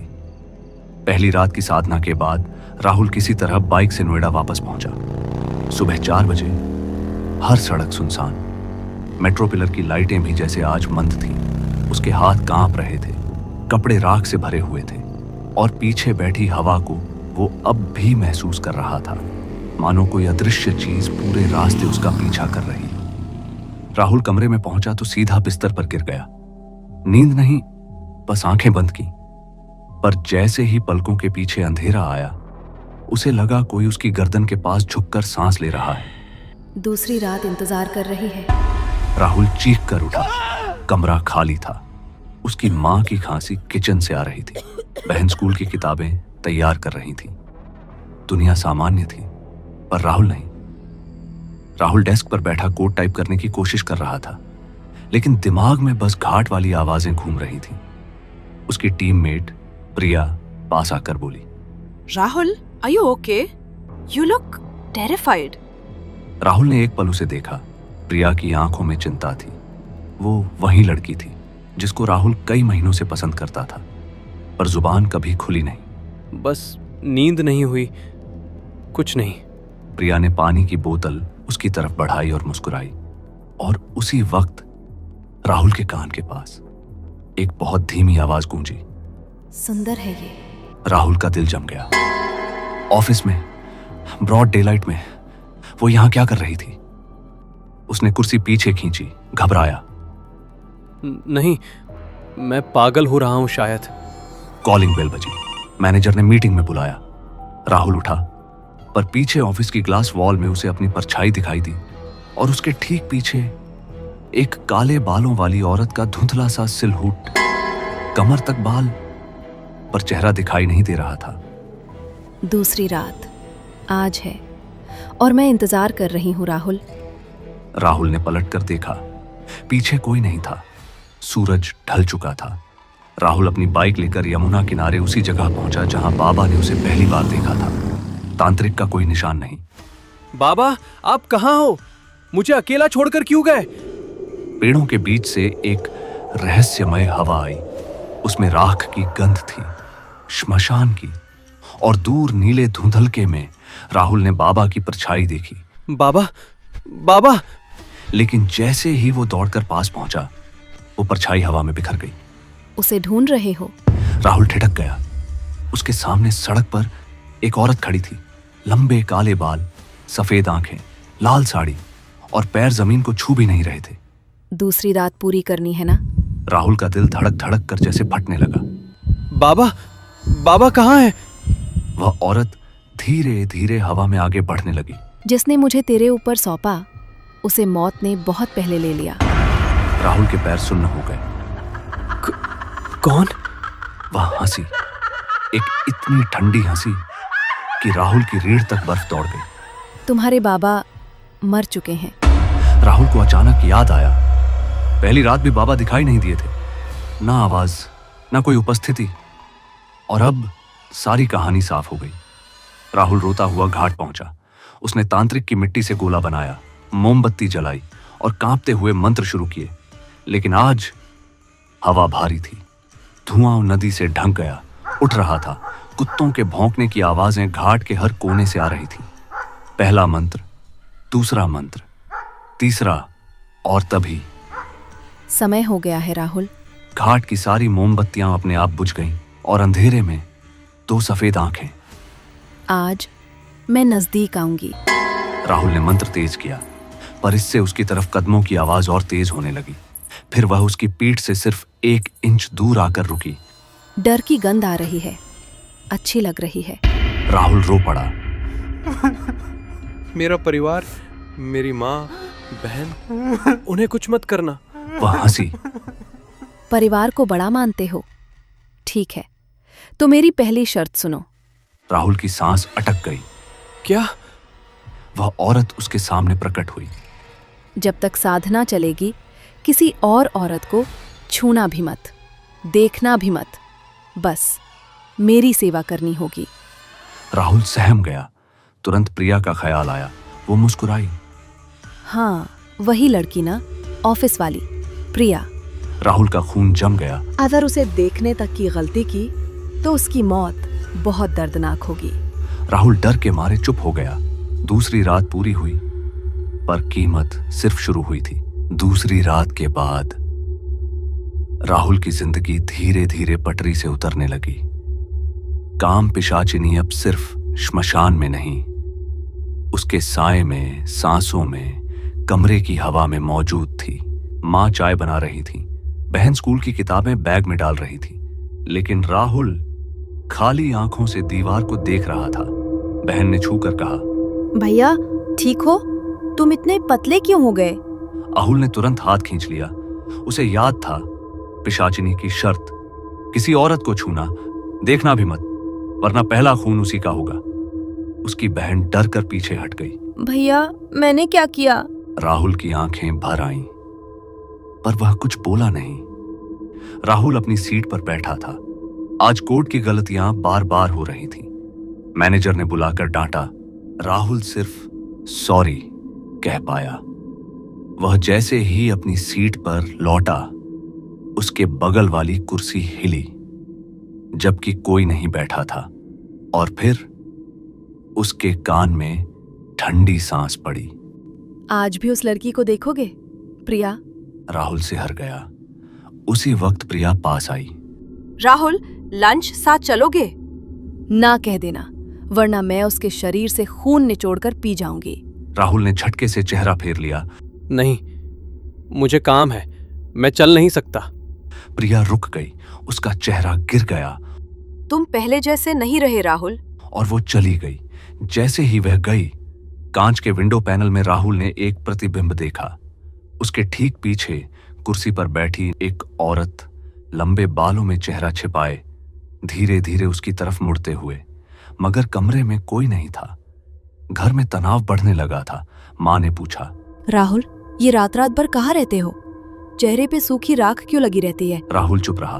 बहन ने कहा, भैया, रात को कमरे में कोई औरत होती है, मुझे आवाज आती है।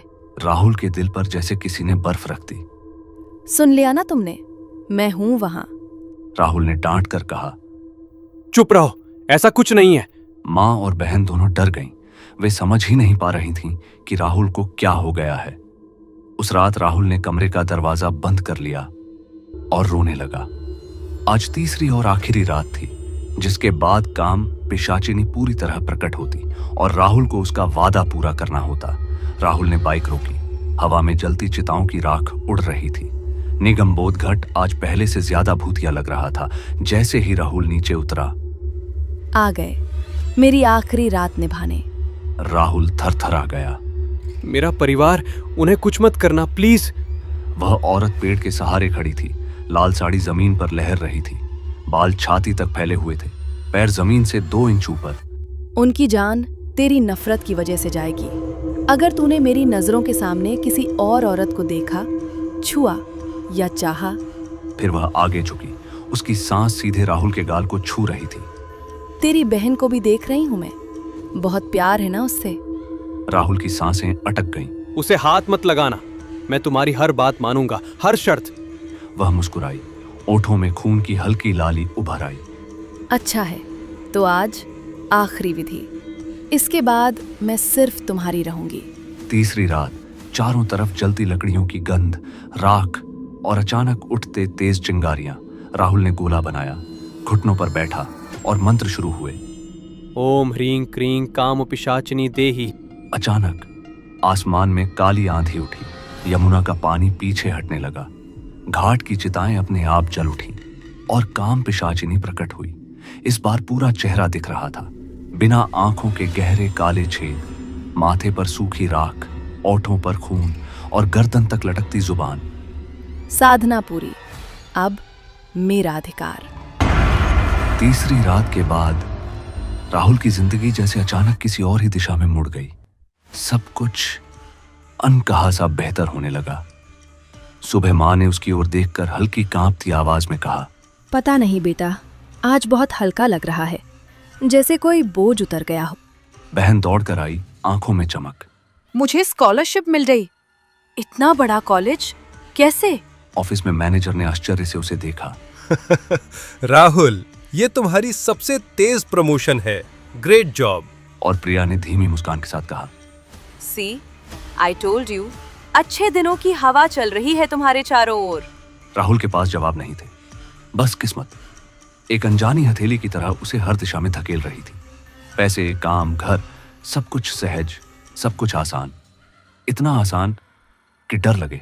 हवा में एक अनदेखी ठंड घुली हुई थी। पर जो वरदान जैसे दिखते हैं, उनकी असली जड़ें अक्सर अंधेरे में होती हैं। जैसा कि बाबा ने कहा था, हर चीज अपनी कीमत मांगती है, और वह कीमत राहुल के लिए अब शुरू होने वाली थी। तीसरी रात के बाद राहुल घर पहुंचा, पर वो जो घर था, अब वो घर नहीं रहा था। हर कोने में उसे अपनी ही सांस भारी लग रही थी। पिशाचिनी अभी भी उसके पीछे पीछे थी, पर दिखाई नहीं दे रही थी। राहुल धीरे से कमरे में घुसा। माँ सो रही थी, बहन भी। राहुल ने चुपचाप दीवार से सिर टिकाया और खुद से बड़बड़ाया, भगवान, इन्हें मत छूना, मैंने कुछ नहीं किया, कुछ नहीं। लेकिन उसे नहीं पता था, काम पिशाचिनी इंसानों की गलती नहीं देखती, बस हवा में भी औरत की मौजूदगी उसे जला देती है। अचानक उसे एक आवाज सुनाई दी, देखूं किसे ज्यादा प्यार करता है तू। राहुल खड़ा हुआ। कमरा खाली था, लेकिन हवा जम चुकी थी। राहुल नींद की कमी और डर में अपने कमरे में बैठा रहा। सुबह 10 बजे दरवाजे पर जोरदार खटखटाहट हुई। भाई, माँ गिर गई हैं, पता नहीं क्या हुआ। बहन की आवाज थी। राहुल ने दरवाजा खोला और बहन पीछे हट गई। उसके चेहरे पर हरा डर था। राहुल के पैर कांप गए। दोनों किचन की ओर भागे। माँ जमीन पर पड़ी थी, सांस चल रही थी, लेकिन आंखें उलट गई थीं और उनके चेहरे पर लाल उंगलियों के निशान, जैसे किसी ने उनके गाल को कसकर पकड़ा हो। राहुल की आंखें भर आईं। माँ, आपको क्या हुआ? बहन रो पड़ी। भाई, रात को मैंने आवाज सुनी, कोई औरत माँ के कमरे में थी। राहुल का दिमाग घूम गया। पहला टच, वह आवाज राहुल की रीढ़ तोड़ रही थी। एक हफ्ता जीवन नर्क में बदल गया। राहुल ऑफिस नहीं जा पा रहा था। माँ बिस्तर पर थी, बहन घर के हर कमरे में छिपकर घूमती और राहुल हर रात दालान से गुजरती किसी चीज को महसूस करता था। हवा में बालों की सरसराहट, टूटे हुए कांच की तरह चुभती ठंडक। और जब भी राहुल बहन की तरफ देखता, इसे मत देख, मत देख, मैं जला दूंगी इसे। राहुल कांप गया। आज शहर में अजीब सी उमस थी, जैसे हवा भारी हो। दोपहर 2 बजे बहन राहुल को राखी बांधने बैठी। बस इतना ही था, एक छोटी सी रस्म, लेकिन उसी पल राहुल को अपने कान में किसी के नाखून चुभने जैसे एहसास हुआ और पिशाचिनी की भारी आवाज, मैंने कहा था किसी और औरत को मत छूना, अब इसकी मौत मेरे हाथों लिख चुकी है। और उसी क्षण कमरे की खिड़की अपने आप टूटी। पंखे से जोरदार चिंगारी निकली। कमरा अंधेरे में बदल गया। बहन की चीख, राहुल की चीख और पिशाचिनी की दहाड़ एक साथ एक जोरदार धमाका। बिजली के बोर्ड से आग निकली। बहन के दुपट्टे में आग लग गई। राहुल उसे बचाने दौड़ा, पर पिशाचिनी चीखी, पीछे हट। राहुल हवा में धक्का खाकर दीवार से टकराया और उसकी बहन उसके सामने आग में जलने लगी। राहुल की चीख घाटों में गूंजती जैसी थी। नहीं, नहीं, प्लीज, मेरी बहन नहीं। 2 मिनट में सब खत्म। बहन की लाश राख थी। मां शौक में पड़ गई और राहुल बिना आवाज के रोता रहा। एक एक कर मौत आती गई। राहुल के मामा काम पर जाते हुए बस से उतरते समय गिरे, सर फट गया।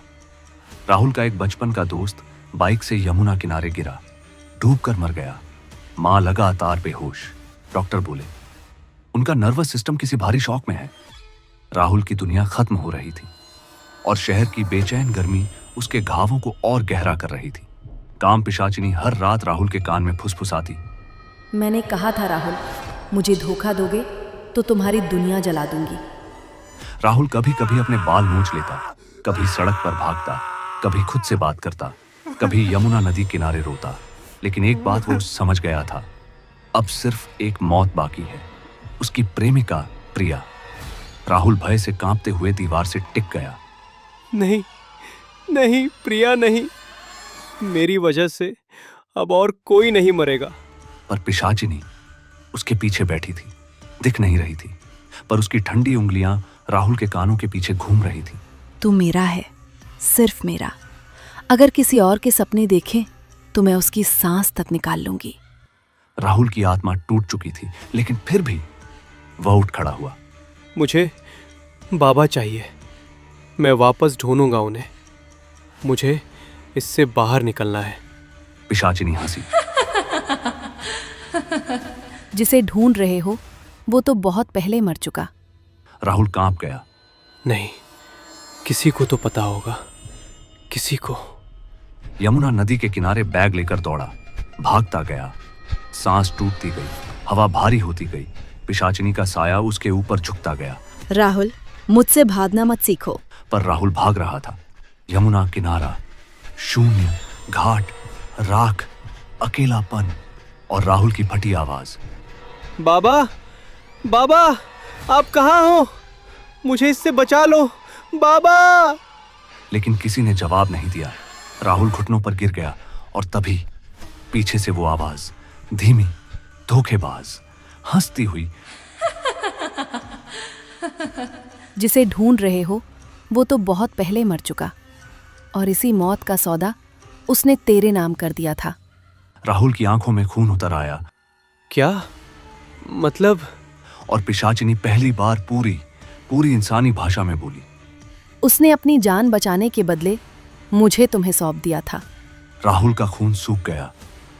मतलब उसने मुझे बेच दिया? और पिशाचिनी धीरे धीरे मुस्कुराई।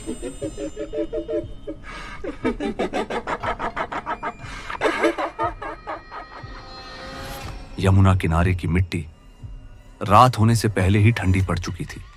राहुल घुटनों पर बैठा था। पूरी दुनिया उसके खिलाफ खड़ी थी और उसके पीछे एक अदृश्य छाया उसे घेर कर बैठी थी। पिशाचिनी उसके पास आकर झुकी। उसके बाल राहुल के गालों से छूते हुए गुजर रहे थे। हवा एक पल के लिए रुक गई। हाँ, तेरा बाबा जिसने तुझे मार्ग दिखाया वो मुझसे डरा था राहुल। राहुल कांपते हुए बोला, उसने मुझे क्यों दिया? पिशाचिनी की आवाज अब पहले से ज्यादा इंसानी लग रही थी। एक तरह का अजीब ठंडा सच। क्योंकि मैं उससे उसका जीवन मांग रही थी और उसने अपना डर छुपाने के लिए तुझे मेरी भेंट बना दिया। राहुल की आंखों से आंसू बह निकले। उसने बचने के लिए मुझे बेच दिया? वह हंसी, पर हंसी में दर्द, गुस्सा और तृप्ति सब था। हाँ, और मैंने सौदा स्वीकार कर लिया। राहुल की दुनिया में बस काला अंधेरा फैल रहा था। वह घुटनों पर गिर पड़ा। मेरे परिवार ने क्या बिगाड़ा था? मेरी बहन, मेरी मां, क्यों? पिशाचिनी धीरे से उसके कंधे को छूती है। मुझे किसी से फर्क नहीं पड़ता कि कौन निर्दोष है। मैं बस ईर्ष्या पर चलती हूँ और तेरी दुनिया में हर औरत मेरा विरोध थी। राहुल सुन्न पड़ गया। रात 9:30 बजे नोएडा सेक्टर 62 प्रिया ऑफिस से निकल रही थी। लिफ्ट की लाइट झिलमिला रही थी। गलियारे में अजीब ठंड थी। अचानक पीछे से एक फुसफुसाहट। प्रिया चौंकी। किसी को देखा नहीं। वह तेज कदमों से बाहर निकली, कैब पकड़ी, जीपीएस ऑन किया, पर रास्ते में कैब के अंदर ऐसी अपने आप फुल हो गया। ड्राइवर ने कहा, मैडम एसी बंद कर दो। प्रिया ने मोबाइल निकाला। स्क्रीन पर राहुल का मिस्ड कॉल था और उसी पल कैब के पीछे सीट पर उसे लंबे बालों वाली एक औरत की झलक दिखी। प्रिया चीख पड़ी, stop the car, stop! Driver ने ब्रेक लगाया। प्रिया दौड़कर सड़क पर आई, लेकिन सड़क सुनसान, शाम की धुंध और मेट्रो पिलर की छाया। और अचानक एक सफेद आंखें वाली आकृति पिलर्स के पीछे से निकली। काम पिशाचिनी। राहुल अपने कमरे से बाहर भागा। सड़कें पार करता हुआ, मेट्रो स्टेशन की रेलिंग कूदता हुआ, सिर पर हाथ रखे, सांस टूट चुकी। प्रिया, नहीं, वो उसे मार देगी। यमुना से नोएडा तक वह लगातार भागा। हर मोड़ पर हवा कांपती, हर खंभे के पीछे कोई छाया गुजरती। आखिरी मौत तेरी प्रिय, और फिर सिर्फ मैं और तुम। राहुल जितना भागता, पिशाचिनी की आवाज उतनी पास। प्रिया पीछे हटते हुए जमीन पर गिर गई। पिशाचिनी उसकी तरफ बढ़ रही थी। लाल साड़ी हवा में लहरा रही थी। चेहरे पर आधा सड़ा मांस, आंखें सफेद और जुबान बर्फ जैसी ठंडी। तूने राहुल की तरफ देखा था, अब तेरी सांस मेरी है। प्रिया चिल्लाई। कौन हो तुम? क्या चाहती हो? पिशाचिनी उसके ऊपर झुकी। राहुल सिर्फ मेरा है और तुम उसकी कमजोरी। उसने प्रिया का चेहरा पकड़ना ही था कि राहुल पहुंच गया।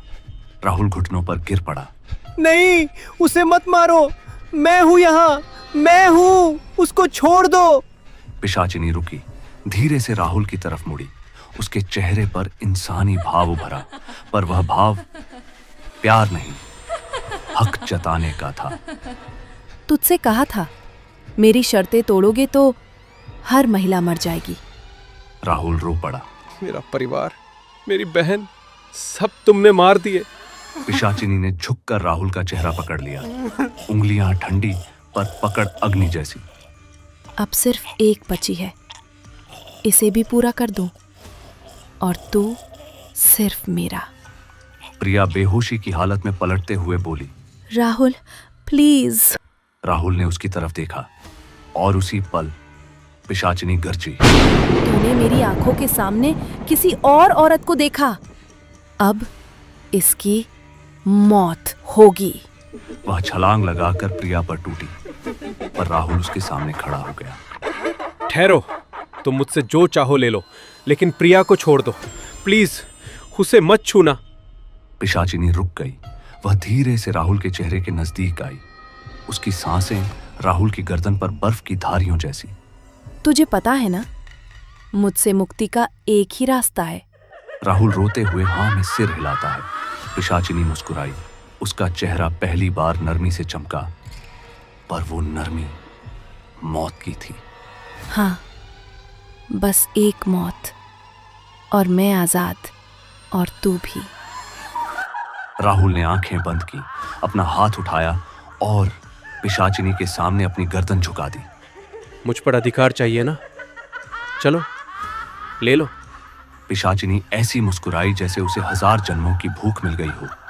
वह राहुल की छाती पर झुकी, अपने नुकीले नाखून उसकी त्वचा में घोंपने ही वाली थी, पर अचानक राहुल बोला, एक बात बताओ, मुझे बेचने वाला सच में बाबा था? पिशाचिनी जड़ हो गई और राहुल ने वही मौका लिया। उसे जोर से पीछे धक्का दिया और सीधे धधकते मेट्रो हाई वोल्टेज ट्रांसफॉर्मर की तरफ भागा। पिशाचिनी ने दहाड़ा, राहुल। राहुल ने पलटकर कहा, मुझे नहीं चाहिए वो जिंदगी जिसकी कीमत अपनों की मौत हो। और वह तेजी से ट्रांसफॉर्मर की खुली कॉइल्स की ओर छलांग लगा गया। एक तड़पता हुआ नीला फ्लैश, एक जोरदार धमाका, शरीर का जलता हुआ धुआं, और राहुल मारा गया। काम पिशाचिनी चीख पड़ी। उसकी चीख में जानवरों की आवाजें, औरतों के रोने की आवाजें और आग की कड़कड़ाहट सब एक साथ मिली थी। तूने मुझे धोखा दिया, मैंने कहा था तू मेरा है। लेकिन राहुल की मौत के साथ उसका सौदा टूट चुका था। उसके शरीर से धुआं उठा, बाल सफेद होने लगे, आंखों से खून बहा और वे राख में बदलने लगी। कुछ सेकंड में सब खत्म, एक लाल राख का ढेर और हवा में उसका आखिरी वाक्य, राहुल, हमने तो जन्मों का वादा किया था। प्रिया कुछ देर बाद संभली। चारों तरफ राख, धुआं, जलते तार और मरे हुए राहुल का शरीर। वह चीखती रही, रोती रही, पर अब वापस कुछ नहीं आ सकता था। पुलिस आई, लोग इकट्ठा हुए, किसी को नहीं पता चला कि असल में हुआ क्या। पर प्रिया जानती थी, राहुल अपनों की जान बचाने के लिए खुद मर गया था।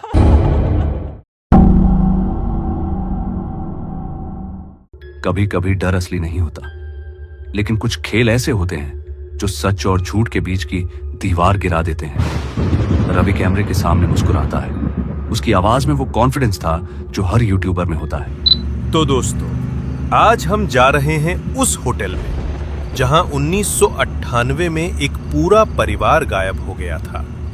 कहा जाता है वहां किसी ने वीजा बोर्ड से आत्मा बुलाने की कोशिश की थी और फिर सब कुछ खत्म हो गया। तन्वी, जो कैमरा पकड़ रही थी, हंसते हुए बोली, रवि, अब ये सब लोगों को डराने वाला गिमिक मत बनाना। आदित्य, तीसरा दोस्त, जो हमेशा सबसे शांत रहता था, बस एक हल्की मुस्कान देता है, वो बोला, डर तब लगता है जब तुम यकीन करने लगो। चलो देखते हैं आज किसे यकीन होता है। रात के करीब 9 बज चुके थे। पहाड़ों पर हवा में एक ठंडक थी, लेकिन रवि का जोश कम नहीं हुआ था।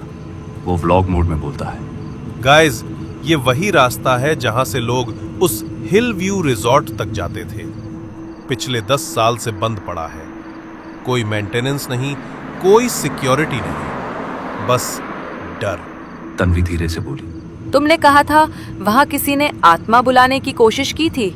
रवि ने सिर हिलाया। हाँ, कहते हैं उन्होंने अपने मर चुके बेटे की आत्मा से बात करनी चाहिए थी और फिर सब गायब। आदित्य ने खिड़की से बाहर झांका। सड़क के किनारे कुछ टूटी हुई नाव, सूखे पेड़ और बोर्ड जिस पर फेडेड पेंट में लिखा था welcome to hill view resort, established 1982।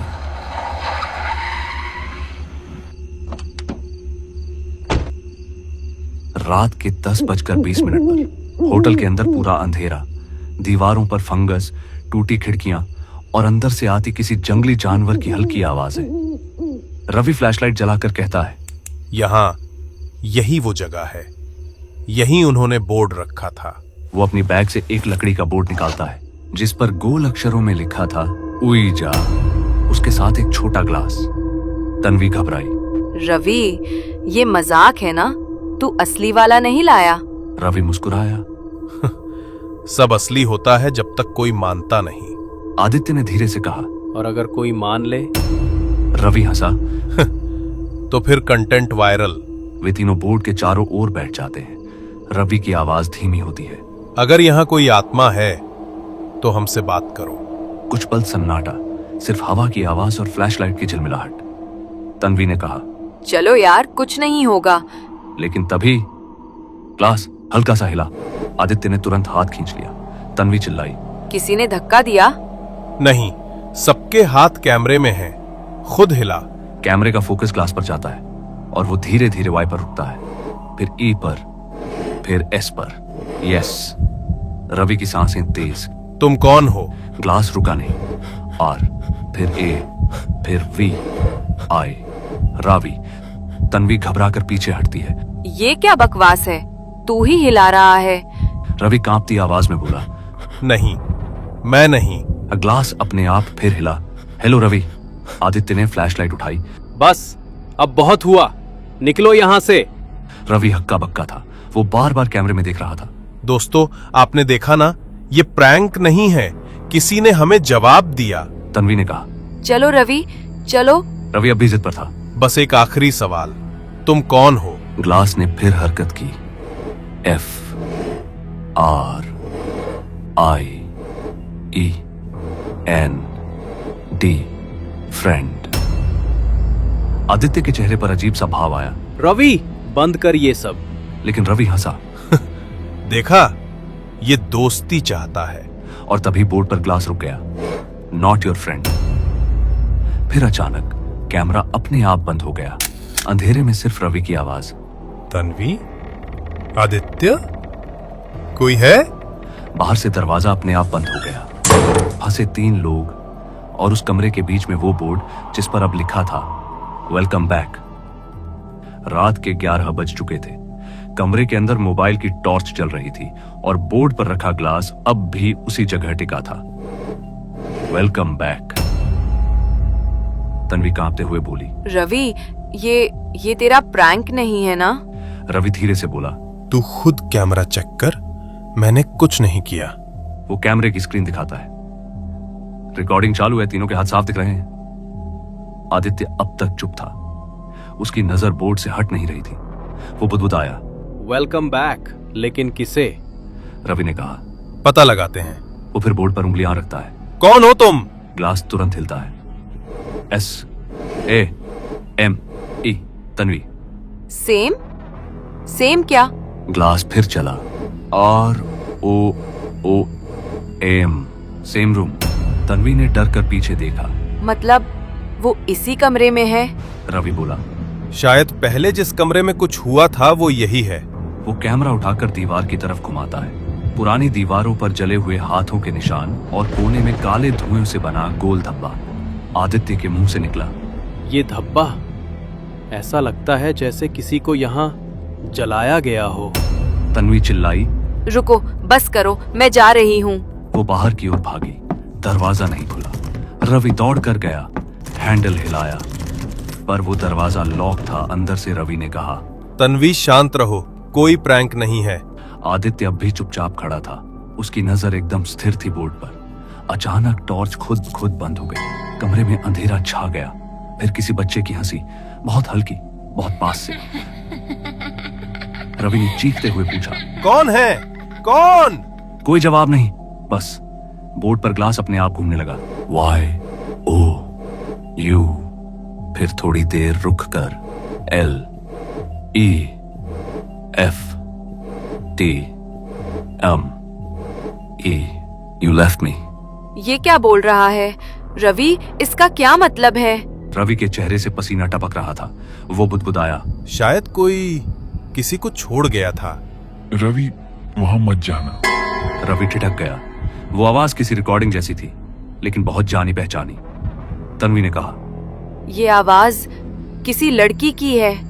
Ravi ने धीरे से सिर उठाया। ये मेरी बहन की आवाज है। क्या? जब हम छोटे थे उसने भी ऐसा ही गेम खेला था और फिर ग्लास अचानक तेजी से चला। डाइड। तन्वी ने चिल्लाकर बोर्ड पर हाथ मारा। बस करो। ग्लास कमरे के कोने में जा गिरा और टूट गया।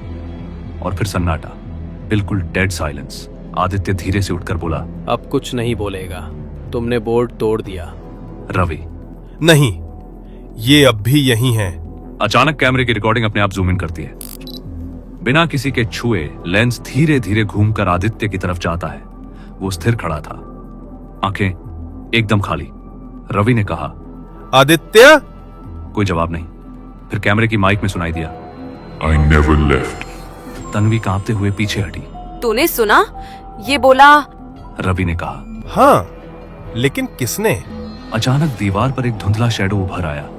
तीनों की परछाई के बीच एक चौथी आकृति, छोटा कद, झुका सिर, हाथ में टूटा ग्लास। तन्वी ने फुसफुसाया, वो बोर्ड वाला बच्चा। रवि ने फ्लैशलाइट उस पर डाली। वो शैडो अब सामने था, एक चेहरा, बिना आंखों के। रवि चीख उठा। कैमरा हिल गया। वीडियो वापस स्टेबलाइज हुआ। अब सिर्फ दो लोग थे, रवि और तन्वी। रवि कांपते हुए कैमरा उठाता है। दोस्तों, आदित्य गायब हो गया है। ये कोई मजाक नहीं है। हम निकलने की कोशिश कर रहे हैं। दरवाजा नहीं खुल रहा। बोर्ड टूट चुका है। तन्वी सिसक रही थी। कहीं वो अंदर ही तो नहीं? रवि ने फ्लैशलाइट उस कोने में डाली जहां ग्लास टूटा था।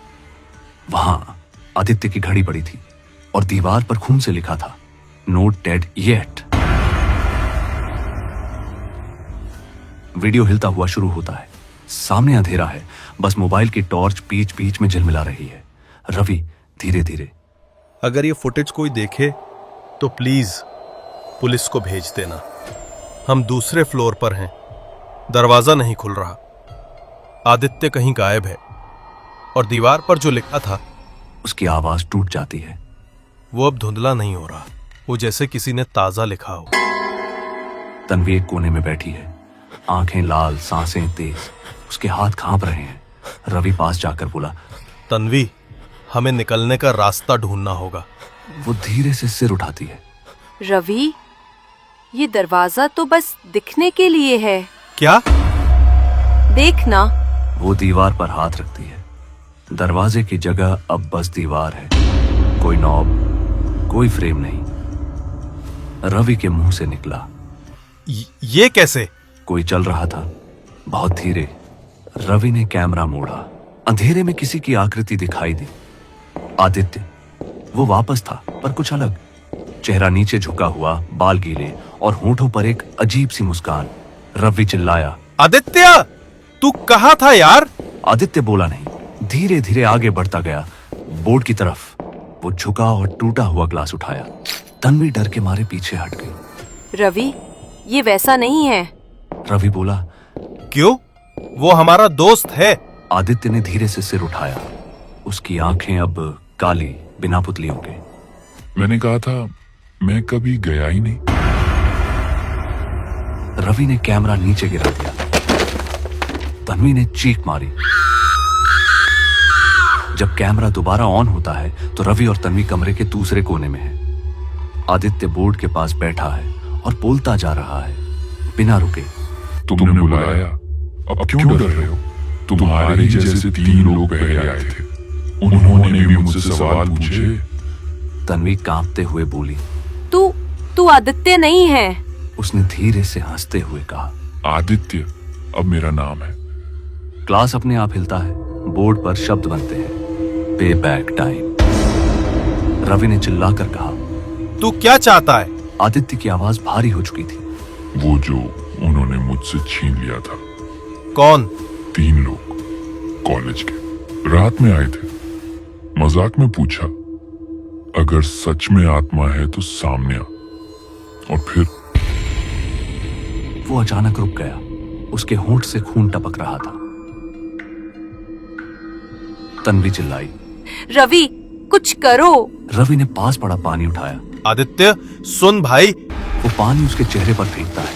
आदित्य जोर से चिल्लाता है, यह पानी नहीं, आग है। और उसके चारों तरफ हल्की सी नीली लौ जल उठती है। तन्वी जमीन पर गिर पड़ी। वो रोते हुए बोली, मैंने कुछ नहीं किया, मुझे जाने दो। अब देर हो चुकी है। वो उसकी तरफ बढ़ा। रवि पीछे हटते हुए बोला, तू हमसे क्या चाहता है? सिर्फ एक बात, मेरे नाम का सच बोलो। कौन सा नाम? जिसे तुमने मिटा दिया था। तन्वी कांपते हुए बोली, हमें नहीं पता तू कौन है। झूठ। अचानक दीवार पर खुद ब खुद लिखा जाने लगा, समीर। रवि पीछे हट गया। समीर? वो तो 3 साल पहले। वो तुम्हारा दोस्त नहीं था क्या, जो लापता हो गया था? आखिर कौन था समीर? और 3 साल पहले उस रात उसके साथ वास्तव में क्या हुआ था? 3 साल पहले की एक गलती आज फिर जिंदा हो उठी है। समीर का राज अब खुलेगा अगले भाग में। इससे पहले कि हम आगे बढ़े, पिछले भाग को जरूर देख लें। कहानी वहीं से आगे बढ़ रही है। तन्वी चिल्लाई, वो तुम्हारा दोस्त नहीं था क्या, जो लापता हो गया था? रवि के हाथ कांपने लगे। वो भी ओइजा खेलते वक्त गायब हुआ था। समीर की आवाज आदित्य के शरीर से। हाँ, और तुम लोग भाग गए थे, मुझे वहीं छोड़ दिया था। रवि की आंखों में आंसू हैं। हम डर गए थे, तुझे खोजने आए थे, पर तुम लोग आए थे? झूठ। तुम लोग वीडियो अपलोड कर रहे थे। तन्वी ने मुंह पर हाथ रख लिया। वो वीडियो? कैमरा की रिकॉर्डिंग अब स्क्रीन पर झलक दिखाती है। पुराना वीडियो, 3 साल पुराना। 3 लड़के ouija बोर्ड खेलते हुए। एक की आवाज, अगर कोई आत्मा है तो अब दिखा खुद को। फिर एक चीख और कैमरा गिर जाता है। वो वीडियो वहीं खत्म होता है। अब वही वीडियो उनके मोबाइल पर खुद ब खुद चल रहा था। कोई भी उसे बंद नहीं कर पा रहा था। आदित्य की आंखों से आंसू गिर रहे थे, पर आवाज अब भी समीर की थी। तुम लोगों ने मेरा मजाक बनाया। अब खेल फिर से शुरू होगा। ग्लास अपने आप घूमता है, PAY, फिर रुकता है। तन्वी कांपती हुई रवि का हाथ पकड़ती है। अब क्या करें? हम इसे खत्म करेंगे। वो बोर्ड को उठाता है, आधा तोड़ देता है। अचानक बोर्ड से काले धुएं का गुब्बार निकलता है और वो सीधे रवि के चेहरे पर गिरता है।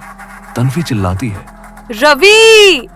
अब कैमरा नीचे गिरा पड़ा है। फ्रेम में सिर्फ हाथ तन्वी दिख रही है। वो पीछे हट रही है, कुछ बोल रही है। रवि प्लीज कुछ बोलो। रवि अब नहीं है। फ्रेम में अब रवि दिख रहा है, पर वो पहले जैसा नहीं। उसकी आंखों में अब कोई रोशनी नहीं, बस खालीपन। मुंह से खून टपक रहा है और होंठों पर एक तिरछी मुस्कान। तन्वी कांपती हुई बोली, रवि क्या हुआ? रवि ने बहुत धीरे से सिर घुमाया और आवाज में ठंडक थी। कहता था ना, तू डरपोक है। अब दिखा कितना हिम्मत है तेरे में। तन्वी के हाथ से कैमरा गिर गया। वो पीछे हटते हुए बोली, तू रवि नहीं है, तू समीर है। समीर नहीं, अब मैं हम हूं। रवि या शायद समीर ने बोर्ड के टूटे टुकड़े उठाए। बोला, ये अब खत्म नहीं होगा जब तक मैं खुद ना कहूं। तन्वी ने दीवार के पास जाकर खिड़की तोड़ने की कोशिश की, पर कांच के पीछे सिर्फ अंधेरा था। बाहर कोई पेड़ नहीं, कोई आसमान नहीं, बस धुआं। रवि की आवाज, तन्वी याद है वो रात जब हमने पहली बार ouija खेला था? तूने ही तो कहा था अगर कुछ हुआ तो वीडियो बन जाएगा, कंटेंट मिल जाएगा। तन्वी के चेहरे पर गिल्ट छलकता है। समीर, तू तो हमारा दोस्त था, हमने जानबूझकर कुछ नहीं किया था। झूठ। तुमने हंसकर कहा था अगर मर गया तो थंबनेल में डाल देंगे। तन्वी चीख पड़ी। बस। रवि अचानक रुक गया। उसकी गर्दन टेढ़ी हो गई। आवाज 2 सुरों में, मैं मरा नहीं था, तुम लोगों ने मुझे वहीं छोड़ दिया था।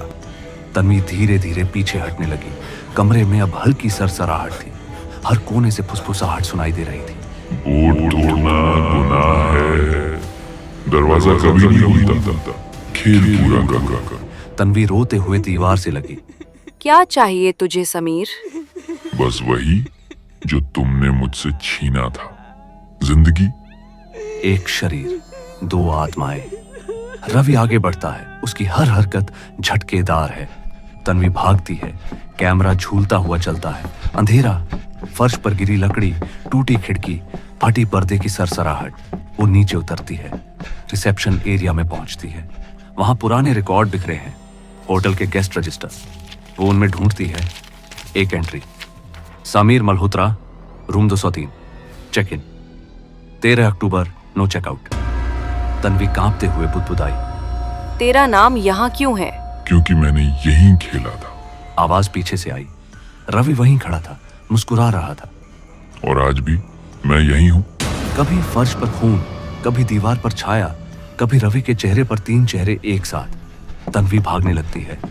वो बोर्ड के बचे टुकड़ों को उठाती है और जोर से बोलती है, अगर तू सच में आत्मा है तो मुझे जाने दे। मैं तब जाऊंगा जब तू स्वीकार करेगी कि मेरे साथ क्या हुआ था। तन्वी की सांसें तेज। उस रात तू खुद उस कमरे में बंद हो गया था। नहीं, तुम लोगों ने बाहर से दरवाजा बंद किया था। तन्वी रोती है। हम डर गए थे, हमने सोचा तू निकल आएगा। मैं चीख रहा था। उसकी आवाज अब दीवारों से गूंज रही थी। हर कोना जवाब दे रहा था, चीख चीख। तन्वी घुटनों पर गिर गई। माफ कर दे समीर। माफ? मैं 3 साल से यही इंतजार कर रहा था कि कोई आए और बोले सॉरी, लेकिन तू तो वीडियो लेकर आई। वो आगे बढ़ा। अब उसकी आंखों में आग थी। अब तेरी बारी है, एक शरीर चाहिए, तू दे दे। तन्वी पीछे हटती है, पर फर्श से कोई हाथ निकलता है, काला, धुआंधार, उबलता हुआ हाथ जो उसके पैर पकड़ लेता है। वो चीखती है, नहीं। कैमरा जमीन पर गिर जाता है, फ्रेम झूलता हुआ। रवि तन्वी के करीब झुकता है और कुछ बुदबुदाता है। बोर्ड अधूरा है, खेल खत्म नहीं हुआ। अब फ्रेम में तन्वी है, चेहरा सन्न, आंखें खाली, होठों पर मुस्कान। वो कैमरे की तरफ देखती है और बहुत धीरे से बोलती है, hi everyone, welcome back to my channel. आज हम फिर खेलने वाले हैं वीजा बोर्ड, और आज की रात किसी और का नंबर है। वो कैमरे के ठीक सामने झुकती है, विस्पर करती है, गुड बाय कहना मत भूलना। स्क्रीन पर स्टैटिक आता है।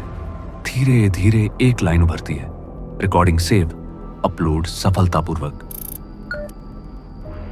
फिर धीरे धीरे वीडियो शुरू होता है। स्क्रीन पर thumbnail, visa challenge gone wrong, real footage video का अपलोडर, तन्वी व्लॉग्स। नीचे व्यूज बढ़ते दिख रहे हैं, 1 लाख, 3 लाख, 5 लाख, कमेंट्स की बाढ़। स्क्रिप्टेड है क्या? बैकग्राउंड में कौन बोल रहा था? किसका रिफ्लेक्शन दिखा आखिर में? तन्वी कैमरे के सामने बैठी है, चेहरे पर मुस्कान, पर आंखें अब भी खाली। हाय एवरीवन, जैसा वादा किया था, आज हम फिर खेलने वाले हैं वीजा बोर्ड। लोगों ने समझा ये कंटिन्यूएशन व्लॉग है, पर जो वो नहीं जानते थे, वीडियो की शुरुआत में कहीं भी रिकॉर्डिंग का रेड डॉट नहीं था। किसी ने वो वीडियो रिकॉर्ड नहीं किया था, वो अपने आप अपलोड हुआ था। एक साइबर कैफे, एक लड़का अपनी गर्लफ्रेंड को दिखाता है, देखना ये तो असली लग रहा है, चल साथ में देखते हैं। वो दोनों हंसते हुए प्ले दबाते हैं। पहले 2 मिनट सामान्य व्लॉग लगते हैं, फिर कैमरा टिल्ट होता है। तन्वी की आंखें अचानक स्क्रीन पर उठती हैं, सीधे उनकी तरफ। तुम देख रहे हो ना? वो दोनों रुक जाते हैं। लड़की डर कर कहती है, उसने क्या बोला? लड़का हंसता है, अरे कॉन्सिडेंस से होगा। लेकिन कुछ सेकंड बाद लाइट ब्लिंक करती है। स्क्रीन पर वेलकम शब्द चमकता है। उनके कंप्यूटर से आवाज आती है, अब तुम भी खेल में हो। वीडियो बंद नहीं होता, पावर बटन दबाने पर भी स्क्रीन स्टैटिक रहती है। लड़की कांपते हुए कहती है, मुझे जाना है। लड़का उठता है और वहीं फ्रीज हो जाता है। कैमरा के रिफ्लेक्शन में उसकी आंखें अब काली दिख रही हैं। आज सुबह दिल्ली के एक साइबर कैफे में 2 युवकों की हालत बिगड़ गई। सीसीटीवी में दिखा कि उनके कंप्यूटर पर कोई वीडियो अपने आप चल रहा था। वीडियो का नाम था वीजा चैलेंज गॉन रॉन्ग। फिलहाल पुलिस ने फाइल जब्त कर ली है, लेकिन बाद में रिपोर्ट्स में लिखा गया फाइल ओपन करते ही हर सिस्टम क्रैश हो गया। मीनवाइल तन्वी का चैनल सब्सक्राइबर्स तेजी से बढ़ रहे थे। 1 मिलियन, 2 मिलियन, हर रात नया वीडियो अपलोड हो रहा था। हालांकि किसी ने तन्वी को दोबारा कभी नहीं देखा। हर नए वीडियो में एक नया व्यूअर दिखता था, कभी कोई कॉलेज स्टूडेंट, कभी कोई कंटेंट क्रिएटर, और हर बार बोर्ड पर वही शब्द लिखा होता था, नेक्स्ट टर्न। खेल अब बंद नहीं होगा। हर प्ले बटन दबाने वाला एक नए कमरे का दरवाजा खोलता है। स्क्रीन पर सिलुएट्स दिखते हैं, तन्वी, रवि, समीर, तीनों के चेहरे आपस में मिलते हुए। उनकी आवाजें गूंजती हैं। तुमने देखा, अब तुम्हारी बारी है। एक आदमी लेट नाइट कैफे में वीडियो एडिट कर रहा है। वो हेडफोन लगाकर बोलता है, मुझे तो बस बैकग्राउंड साउंड चाहिए थी। जैसे ही वो क्लिप टाइमलाइन पर ड्रैग करता है, हेडफोन्स में विस्पर आता है, गुड बाय मत कहना। वो रुकता है, घबराकर पीछे देखता है, कोई नहीं। फिर मॉनिटर फ्लिकर करता है, वीडियो अपने आप फुल स्क्रीन हो जाता है। तन्वी का चेहरा करीब, बहुत करीब। Welcome. Welcome.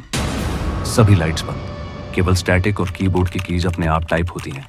Next turn, editor. अब वो रिजॉर्ट फिर से दिखता है।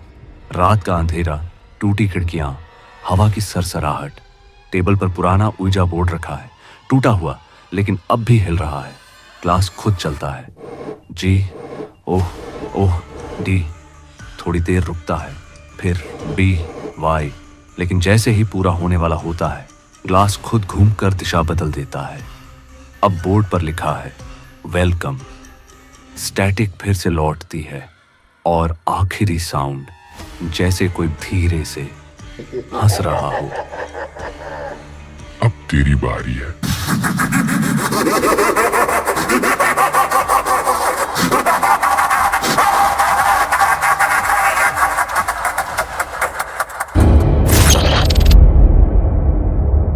अगर आपको ये कहानी पसंद आई हो तो लाइक और शेयर जरूर कीजिएगा और सब्सक्राइब करना मत भूलिएगा, क्योंकि अगली बार मैं लेकर आऊंगा एक और डरावनी दास्तान जो आपको नींद में भी चैन नहीं लेने देगी।